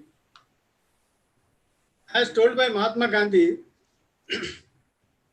future of India lies in villages. As opened by William J. Clinton in New Economy, education, information, and motivation are everything. Education is the mirror of society and is the seed as well as a flower of the socio-economic development. It transforms human beings from ignorance to enlightenment. education in India since the early days of independence is focused on improving the literacy rate in country. Even today, the government runs many programs to promote primary and higher education in India, particularly at rural areas. Now, during this pandemic, digital technology has been considered central to the reforms of education, has gained a unprecedented role and momentum. Social media platforms have role to boost an economy by creating entirely new universe. As a part of a helping individuals, medium business plays a felicitation business and social media to the world.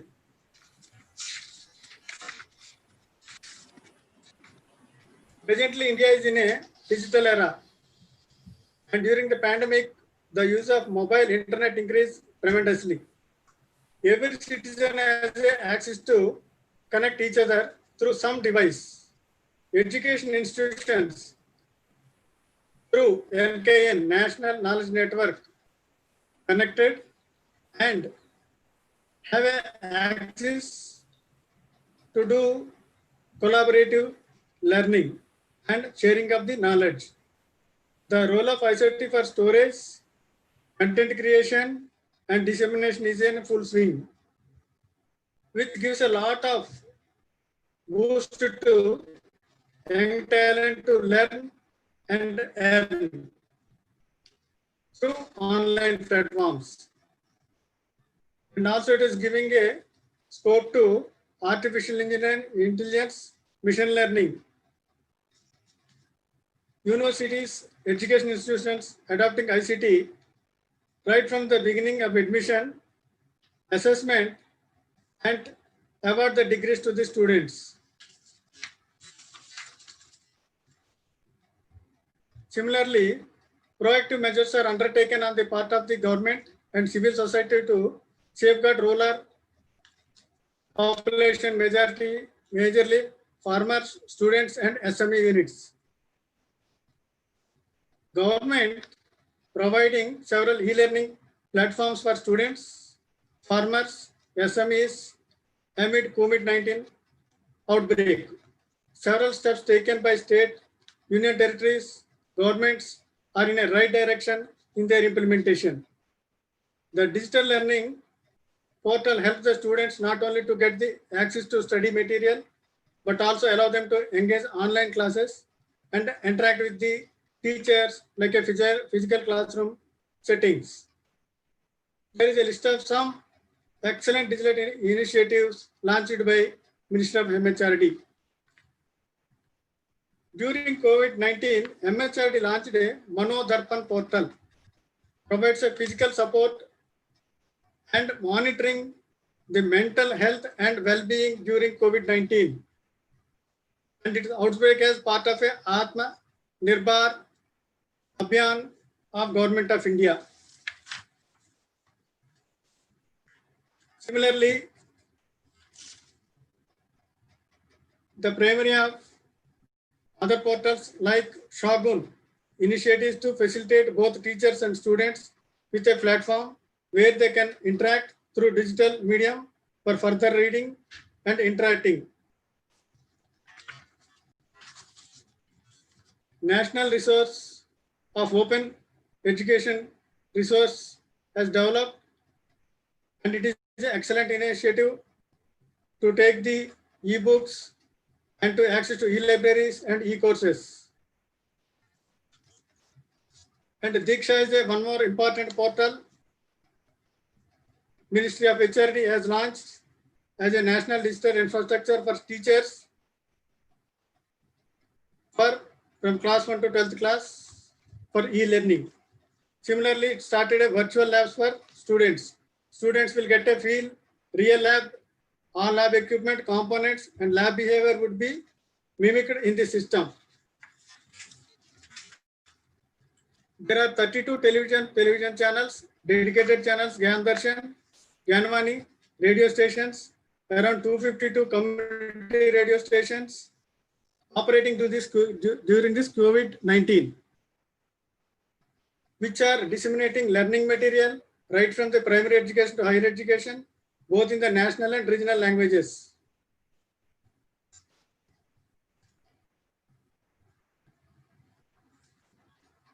All India Council for Technical Education, AICT, is planning to bring a list of detailed channels that would focus on honing the entrepreneurial skills of the youth with the latest innovations. Similarly, monitoring and managing COVID-19 is in our country is quite complex, as it is a host more than 1.3 billion population. In addition to the huge population of livestock and pets, ISRO customized a geoportal and developed a Bhuvan COVID-19 at national level to track the pandemic and update common public on a current situation. Number of startup platforms are started. India's largest online entrepreneur platform allowed startups to network, access for free tools, resources, and participate with the government and non-government organizations. The use of information communication technology to support the transmission of localized information and services to work along with the farmers, farming socially, economically, and environmentally. Suitable apps were developed through digital technology for digital agriculture. This also led to a rise in the development of the mobile apps, which are helping existing government schemes. Thus, the apps are helping to boost the overall business performance and reducing negative environmental impact of the farmers. Now, with the click of a button, farmers can access to information reading, weather, dealer, market prices, plant protection, advisories, and storage capacities, and the availability of the transport. These are the few mobile apps making agriculture easy. To name a few: Kisan Suvidha, Digital Mandi, Smart Crop. Lastly, these are the initiatives fulfill Dr.Apj Abdul Kalam dreams, Aap Badho, Desh Ko Badho, by providing urban amenities to rural areas without any creed or caste divide. Thank you. Thank you, Ravi Garu. Wonderful message. A lot of research you did, and thank you so much for all the help you did in organizing this session and following with our esteemed speakers as well. We really appreciate it, and thank you for being part of the Liberty and Foundation. So it's wonderful. Now I would like to request Dr. Ram Maruri to introduce our next speaker. And let me say a couple of words before I say this. So we getting a special person here who is working on the ground, mobilizing hundreds of thousands of volunteers, training them to treat for the COVID, to secure the youth as well as the secure their friends and family and the neighbors. Would like to hear from him for like 5 to 6 minutes how to save our people from the COVID. Ram Garu, please introduce him. Yeah. You are on mute, sir. Sorry. Yeah, go ahead. His name is Srinivas Alluri. He is an IT architect by profession. Srinivas Alluri, he founded the IT company Sandhata Technologies with operations in UK and India. He maintains a simple lifestyle and dedicates his entire personal life towards making his mission, inspired by great personalities, including the likes of Mahatma Gandhi, Swami Vivekananda, Ramana Maharshi, among others. Srini founded Manavata in 1991 and is an international charity organization registered in UK, India, and USA, and is accorded a special consultative status by United Nations. Srini has created the Cycling for Humanity program, which aims to inspire people to support humanitarian causes and to lead a healthy, eco-friendly life. In 2011, Srini cycled from London to New Delhi, covering 11,350 kilometers. That same year, he led a 1,000-kilometer cycling event and a 100-day relay fast to promote the deaths of 22 children in Bihar, India, due to food poisoning from school meals, which resulted in a positive response from the government. Srini's passion continues unwavering and still runs Manavata for the benefit of all humanity. We welcome Srini.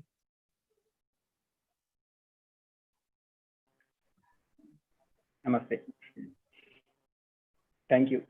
Thank you all. Can you hear me?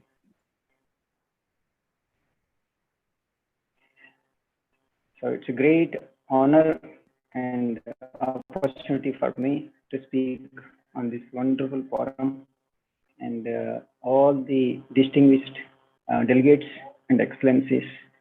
I pay my respects. And before I start, I pay tribute my great inspiration and leader, Abdul Kalam ji. And thank you very much, Dr. Hari Garu, running this Lead India Forum to make this happen.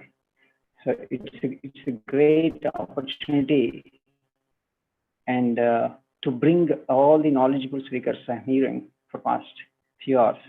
It's really amazing. So with this last 50 years, we have seen a lot of changes, but COVID has changed a lot with us. And I pay respects to all great honorary speakers on this forum, including Dr. Srinivas Garu, JNTU Anantapur, and other dignitaries on the forum.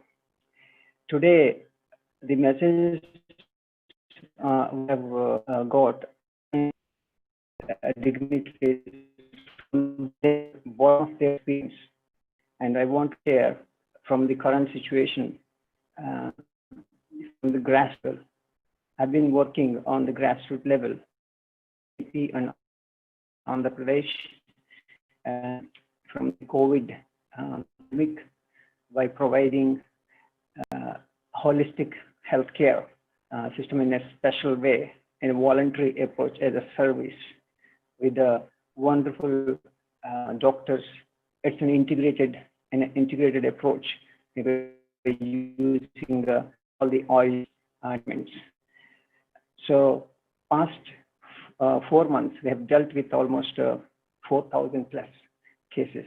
In this, we have learned a lot, and I see a lot of gap in this. Now it is the next step I suggest, I personally felt it is very important to educate the rural India and also to protect them through right actions.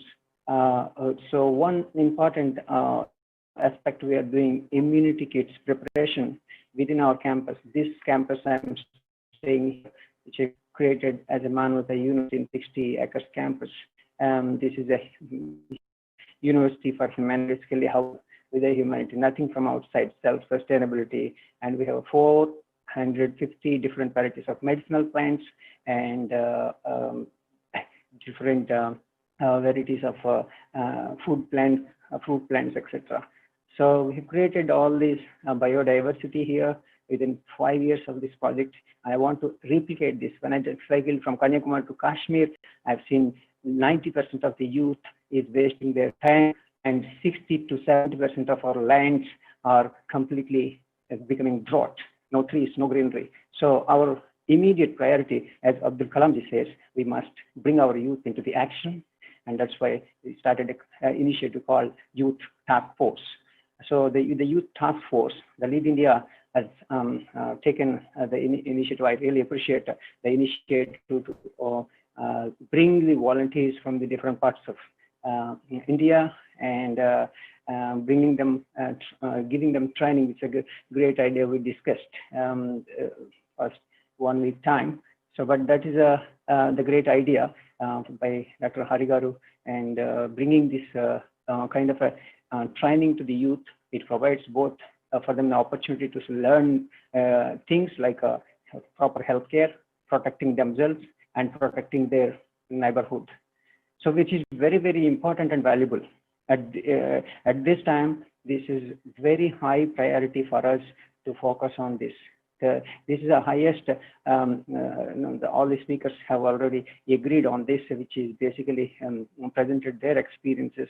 I really appreciate their views on the sustainable development, humanity, and giving the more importance to this thing. When I was presenting my paper on the sustainable rural development in United Nations, Geneva, I particularly personally presented on the Gandhiji's vision and what we have been doing in the ground level. So that's what actually I want to see that happen in a large scale by making the youth as a platform, and the youth can get a sustainable future, and at the same time, and the environment can be saved, health can be saved. All this can be integrated very well. It's not our priority to calculate our economy in terms of the GDP, but in terms of the humanity and the health and the overall well-being. So that's what actually we're trying to focus on, and change the mentality of the people. Yes, this is important time to save yourself and save all the people around. That's our duty. As a duty, we're trying to educate, but at the moment, the situation in different villages and different places, youth is really not taking responsibility. Now it is our duty to bring this initiative and take the youth task force in the front line, so that they can protect the front layer and also help others. So especially the old people are really suffering. So seeing every day we are facing a lot of cases who are suffering in a helpless state. So for that, we need an army at the ground level, a force. So that's a youth task force we wanted to train. So the ideas we came up with a 1 hour orientation session on the what is about, how to deal with the protecting themselves from the COVID, and the next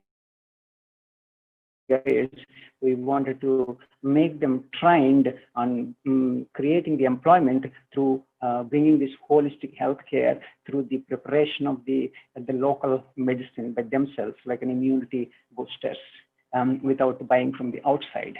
So that's the kind of thing which we need to create. Here we have created a number of plants, the medicinal plants, which we are making as immunity kits, including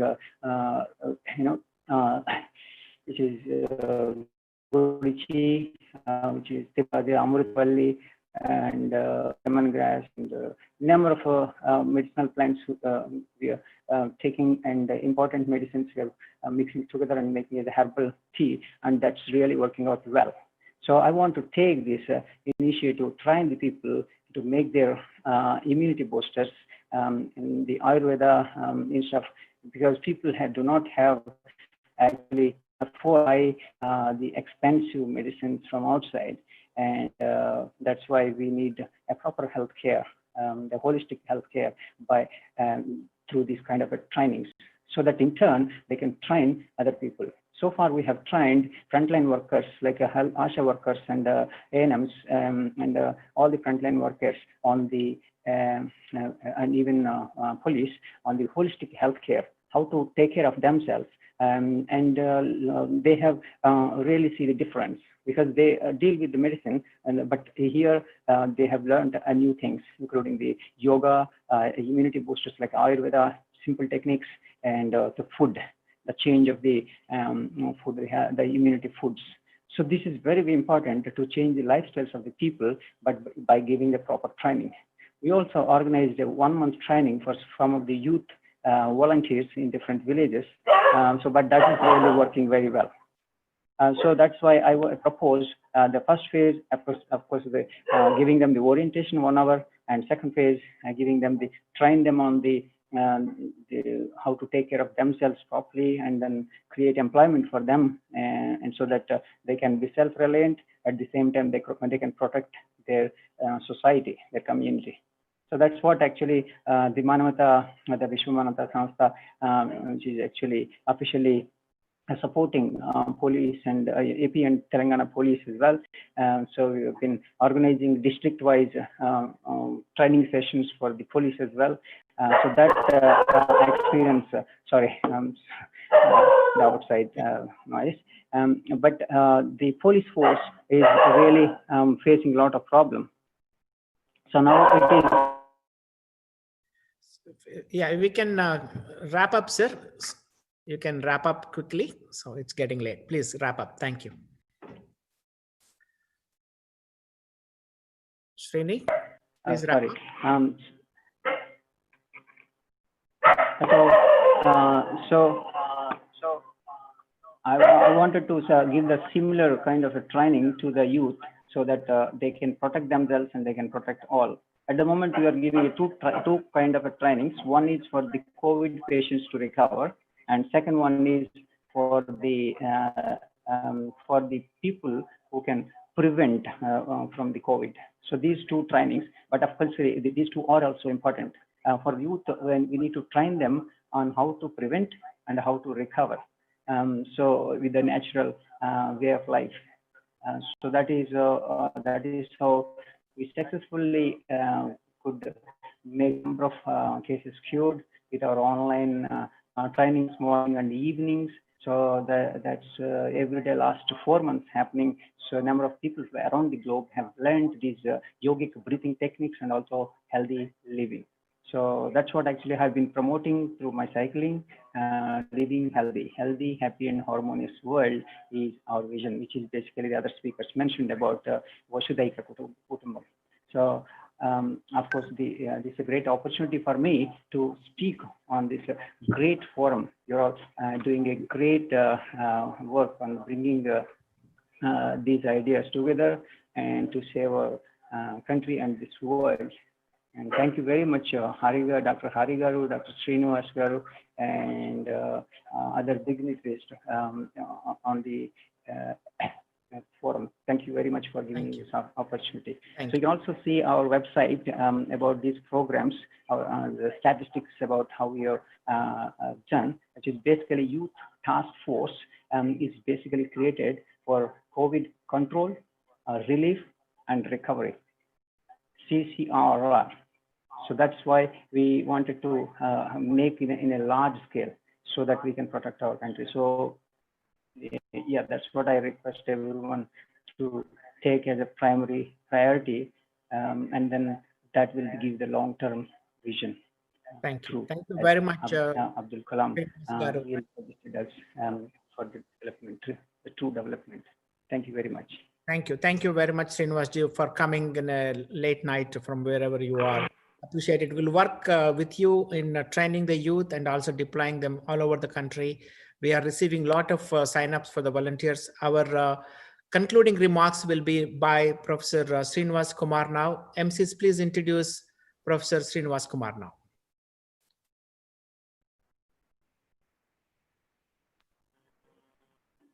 MCs. Okay.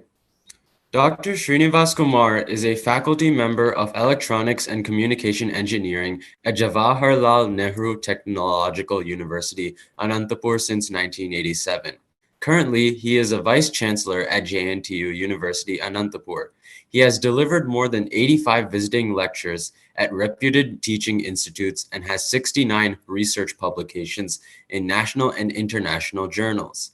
He has supervised 14 PhD theses in the area of image processing and antennas, and is contributing to the development of JNTU Anantapur on the academics, infrastructure, and research front.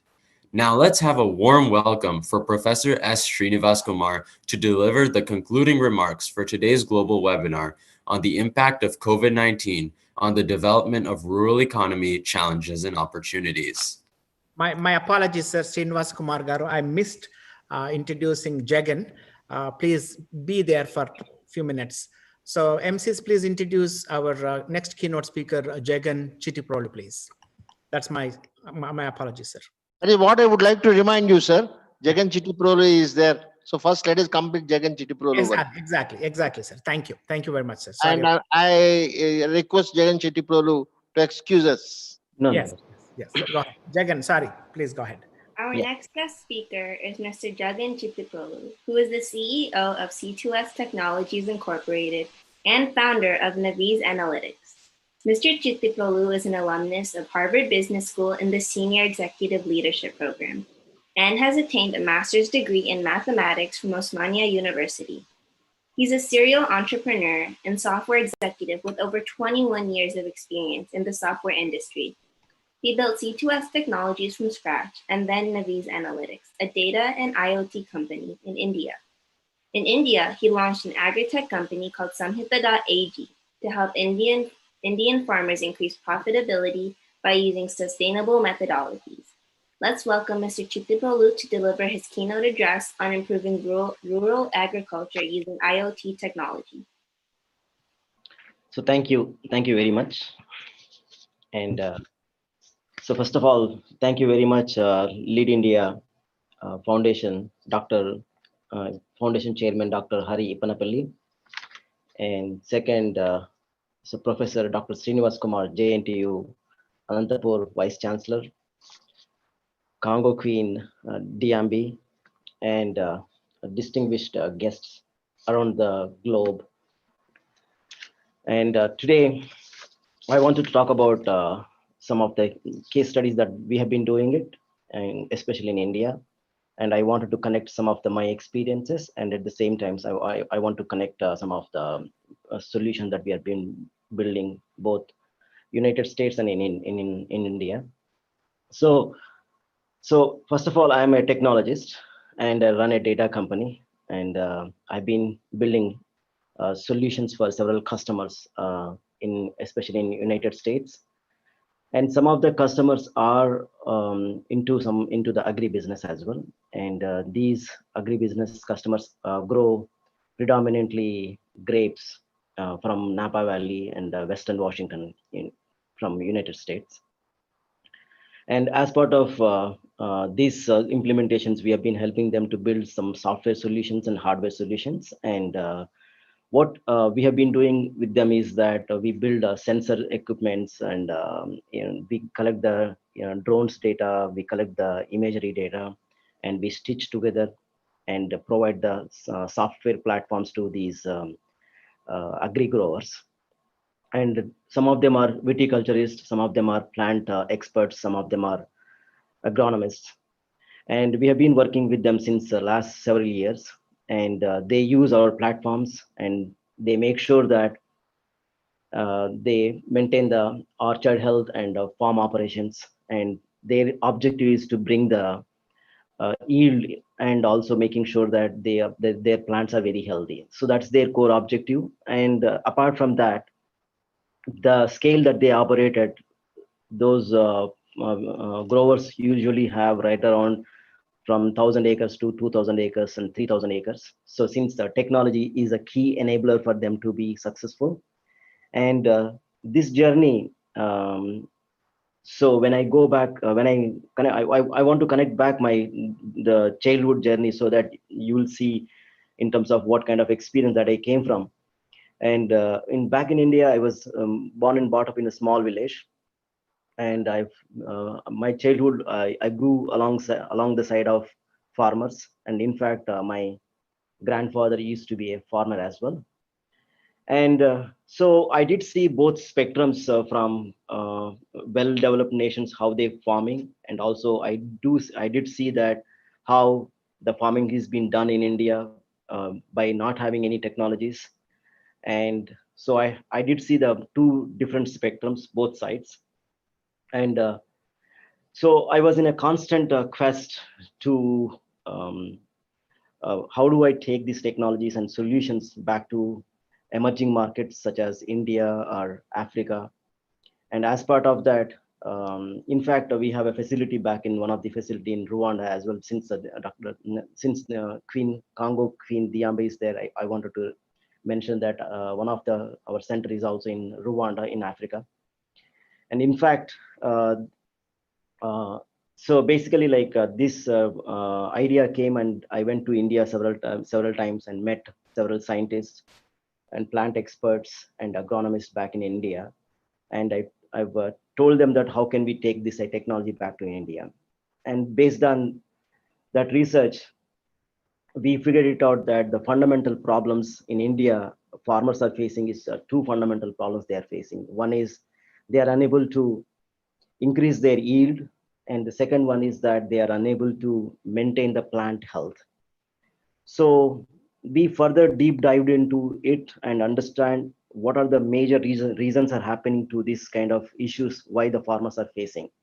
And in our research, interestingly, one of the interesting topic is that India has before 1965, India used to do lots of organic farming, but right after 1965, India started using because of this green revolution. India started using lots of fertilizers and pesticides, and because of that, the farmers are doubling their yield. But apparently, the green revolution was very helpful in the seasonal crops such as rice, paddy. But whereas it has become a very big disaster to perennial crops such as grapes, bananas, and all sort of fruits. So because of the green revolution, because the farmers are lots of farmers are getting doubling their yield, but apparently the green revolution was very helpful in the seasonal crops such as rice, paddy. Harigaru, there is a background disturbance is coming up. Hope Harigaru, I'm able to hear. Hope I'm able to audible now. Thank you. So so basically, because of this green revolution, there are lots of fertilizers being used, so that is directly impacting to the soil imbalance, so that soil is losing the nutrients, and also it cannot be reversible. So basically, once damage is happened, it cannot be reversed back. That's a fundamental issue. And another issue is also the farmers are facing is that crop mortality. So crop mortality is another issue where after the 8th year of their crops, and we have been observing that the 50% of the crops have been started increasing their mortality, and after 12th year, most of them, like 80% of the crop is completely getting damaged. So this is one of the biggest issue that Indian farmers are facing, and also technically the farmers were not aware of this, actually, in fact. And the second issue to be discussed is that one of the other issues is that the water salinity, because too much salt in the water, that is directly impacting to the plant health, and also it can also imbalance the NPK factors in the plant. And the third area is another area that I want to discuss is that the plant disease. So because the farmers are not equipped with the right technologies, and they are unable to predict or are unable to see the upcoming diseases. Some of the diseases, for example, insects sitting on the leaves, where human eye cannot be able to detect them initial stage, and by the time they noticed it, they cannot be able to reverse it back. So these are the fundamental issues. Along with there are also some of the other issues such as like microclimate conditions, and another thing is that they are unable to bring the producer to the right market, so they are not getting the right pricing for their producers. So there are many variants that farmers are facing these kind of issues. Now, when it comes to when the question comes whether the India, especially the 82% of the Indian farmers are small and marginal farmers.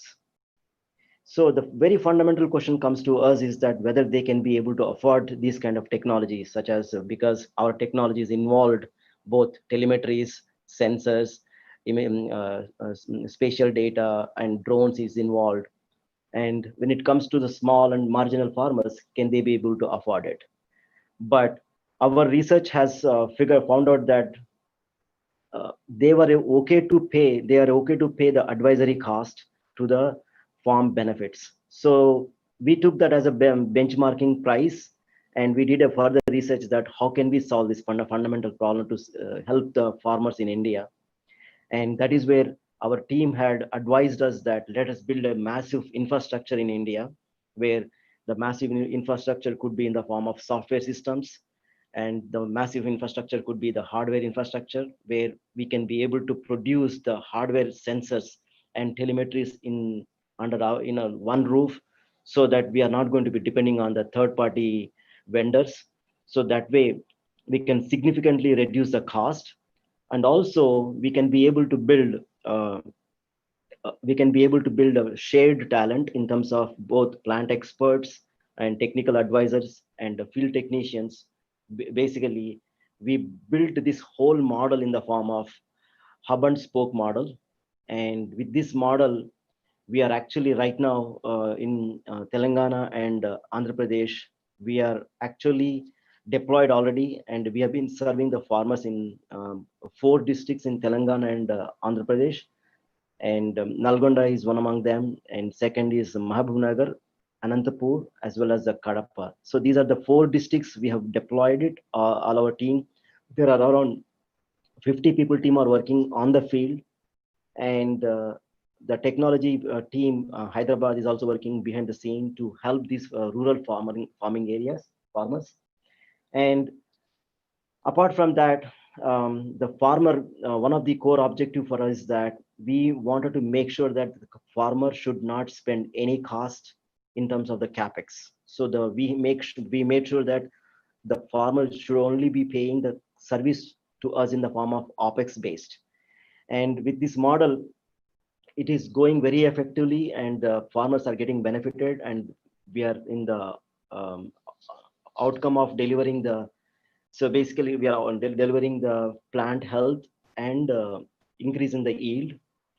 And because our systems are capturing huge amount of data from the field, and with this kind of commitment that we have the great hope that we can take this agri farming to the next leap for the future generations, as well as.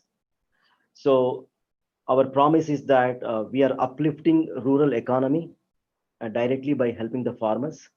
And the second thing is that we are creating an employment at rural part of the countries.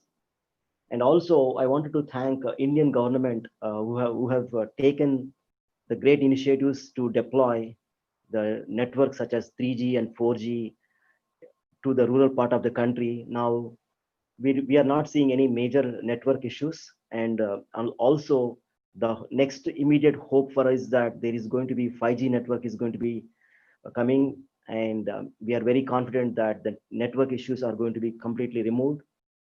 And with this promise, we wanted to help the rural farmers. That's our one of the mission and vision statement that we have been running on.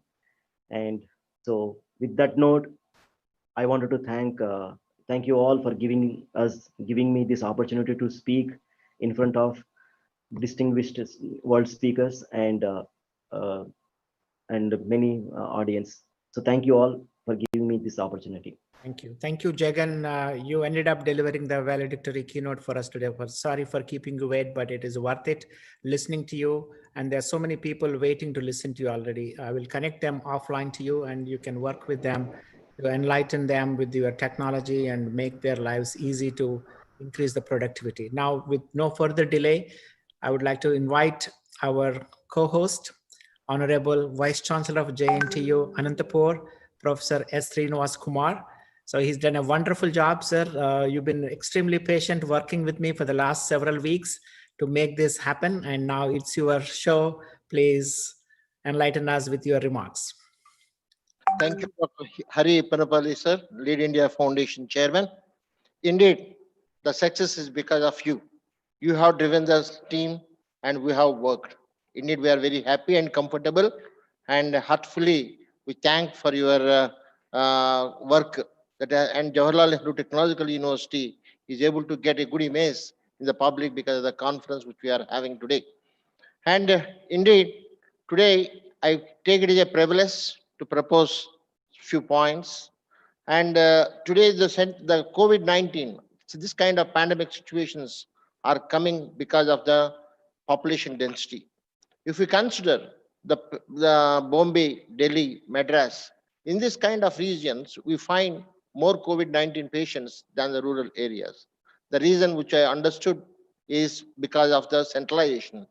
Most of the institutions and industries are in the urban areas, not in the rural areas. So thereby, from my personal point of view, I would like to present that there should be a decentralization. The rural sector should be given equal importance, and the economy can be developed by the decentralization policy. And today we're having excellent speakers, and Honorable Governor message has been read by me. Indeed, I consider it honor to read the message of the Honorable Governor. Today, though he is absent, he has sent his message, and he has emphasized for the Mahatma Gandhi National Rural Employment Guarantee Scheme, which we are strengthening the rural economy. And further, he has mentioned what are the measures that have been taken by the government of India to help the rural sector, and he asked to have a good deliberations and give the good points that can be followed by the government of India. Indeed, we are thankful for the wonderful message that has been sent by Honorable Governor Sri Bishwabhushan Harichandan. And Sadhuji, really, sir, harmony in self, harmony in the society, harmony in the family, harmony with the nature. This is what is required. Sadhuji has rightly said the harmony is the vehicle to revive and develop the economy. And harmony can be built by two means. One is by internal thoughts and the emotions, and externally by works and contributions. Sir, your presence is indeed very happy and thankful to you for your presence. And Dr. Satish Reddy, and who is the distinguished alumnus of Jawaharlal Nehru Technological University, Anantapur, presently the chairman of Defense DRDO. He has wonderfully presented about the moments and he recollected the moments with Dr. Abdul Kalam, and dream and dream that only results high quality works. And further, he has emphasized for the Make in India policy what the government is doing. And earlier, we used to have PPE kits around 47,000 per year, but now we are having 6 lakhs per day we are able to produce because of the Make in India policy. And development is exponential in the pandemic situation, and industry should flourish and support to develop the nation, and in particular the economy. And Professor Hemchandra Reddy, AP State Council of Higher Education, he is the chairman, and he has recollected the memories and cherished the moments, and he has presented about the connectivity, physical connectivity, knowledge connectivity, and information connectivity. And he is particular about the ICT connectivity to the rural areas, and there should be a need for the blended learning, that is both online learning as well as the campus learning. Both must be there, then only the student can flourish, and the education sector can be strengthened by having a blended learning model. And further, he has emphasized for the infrastructure for the village, technology for the village, knowledge for the village, and thereby the rural area can be strengthened. And Queen Diambi, he has expressed her views on need-based economy or a profit-based economy. And further, he has also mentioned about the resource managed economy, and indeed, the presence of Queen Diambi has brought the glory to the occasion. And further, the values that is Dr. Sahasrabuddhe, Anil Sahasrabuddhe, chairman of All India Council for Technical Education, has indeed expressed his views about the Sarve Janas Sukhuno Bhavantu. And he has mentioned that modern technology for water, modern technology for food, and fertilizers for the agriculture and the transport should be emphasized, and collaborate and cooperate. Then only the development can take place. That there should be good collaboration between the developed countries and developing countries. Then we can have a good development. And Vasudhaika Kutumbam, he has mentioned, that is a good word which I like. And indeed, I'm very happy for his presence, though he's very busy. Indeed, he has come and he has promised that he will be joining us. He has joined us. And thank you very much to Professor Sahasra Buddhe. And further, he has mentioned lifelong learner, and he has mentioned about the need for the induction program. Sir, thank you very much, Professor Anil Sahasra for being with us. And case MS Raghav Garu, Director CFTRI, he has mentioned that 33% of the exports is from the food industry. And thereby, he says that the food industry and the farmers, they should be integrated. The technology and the agriculture, both must be integrated. Definitely, then the farmers can be empowered and they can contribute more for the GDP. Presently, the GDP is hardly 17% from the rural sector. Though 70% of the population is staying in the rural areas, they are contributing only 17% of the GDP. Thereby, the Professor K.S. M.S. Raghav Garu words are well taken. Thank you, Professor K.S. M.S. Raghav Garu, Director CFTRI. And Professor Manoranjan Gupta, she has discussed various problems and she has emphasized about Atmanirbhar Bharat. And indeed, we are very happy for her wonderful presence. And she has emphasized about the transport problems, e-commerce in the agricultural products. And there is a need for, not for smart cities, there is a need for smart villages.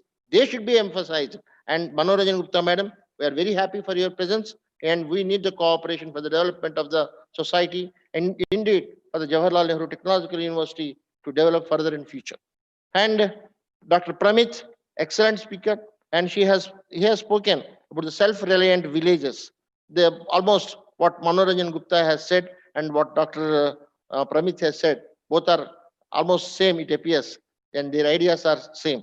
And what she has said, Manoranjan Gupta has said about smart villages, and what Dr. Pramit has said is about the self-reliant villages. Indeed, clustering of the villages, transforming the nation by transforming the villages, he has emphasized. And the skill development, Atmanirbhar Bharat, these two are emphasized by Dr. Pramit, and these two are covered even by Dr. Manoranjan Gupta also. Indeed, Mr. Pranit has done an excellent job. We are very happy for his presence. Thank you very much, sir.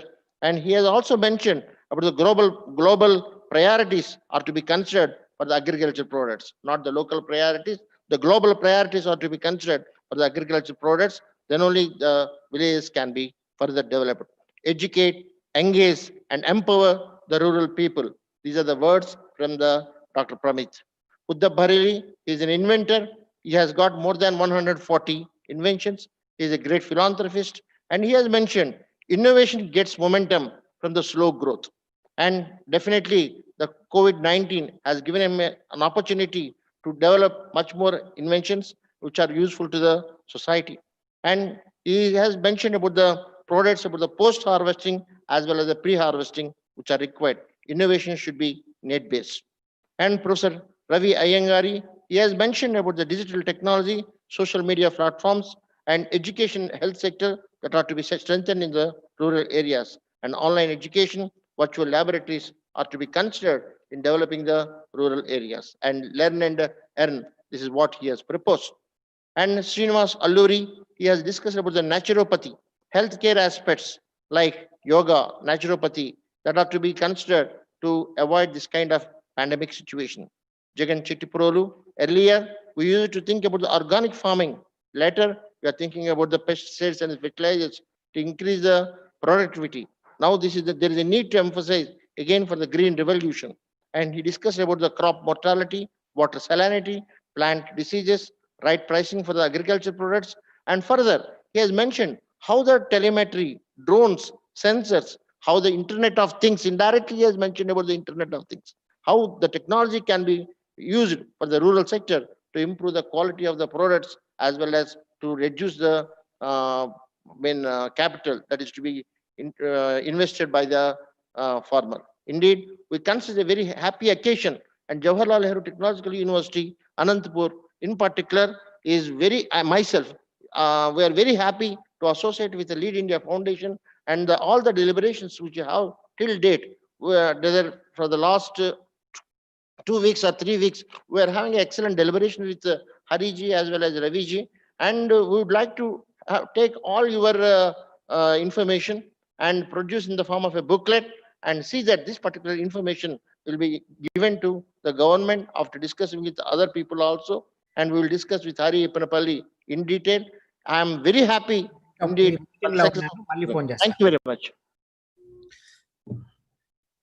Sir, wonderful, sir. Appreciate it. You summarized it so well. I could not have done this job. I'm very grateful to you, sir. You quietly sitting, but you making all these notes. It's amazing thing you did. So now it's there is a big person that big fan of Dr. Kalam, and also worked with Dr. Kalam. I would like to introduce Dr. Hari Krishna Maram, who was a speaker on the higher education panel as well. And he worked with Kalam on several education related initiatives and is quietly waiting for the last 3+ hours on this call. And he's the founder of several organizations, but the Vision Digital India is the brand that he's promoting, working with the Modi government.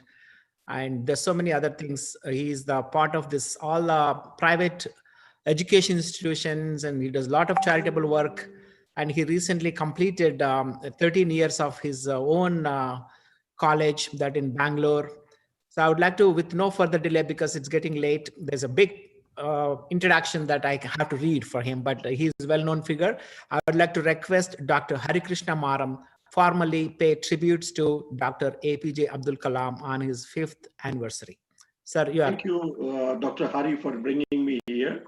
And I would like to congratulate Lead India Foundation, as well as the JNTU headed by the Honorable Vice Chancellor, for bringing a wonderful speaker here. And I'm really fortunate to share my experiences with the most popular president of India, the missile man, the Bharata Ratna, Dr. APJ Abdul Kalam. I had an opportunity to interact 3 times with him, not for a very lengthy period, very short duration. And as you rightly told, sir, Dr. Hari, in fact, the reason of leaving my wonderful job in a multinational company and moving towards education, the inspiration is none other than Dr. APJ Abdul Kalam. And exactly 13 years back, when he completed his term as 11th President of India on July 25th, 2007, I started my company also, my organization, towards developing, providing skills to all. So that's how this Vision Digital India journey started, taking inspiration from none other than our most popular missile man, Dr. APJ Abdul Kalam.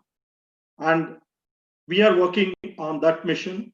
And every day we remember the kind of teachings, learnings, what he given to all of us. And every word of his is an inspiration to us to move towards giving skills to people, giving knowledge to the people. So in this direction, we are working.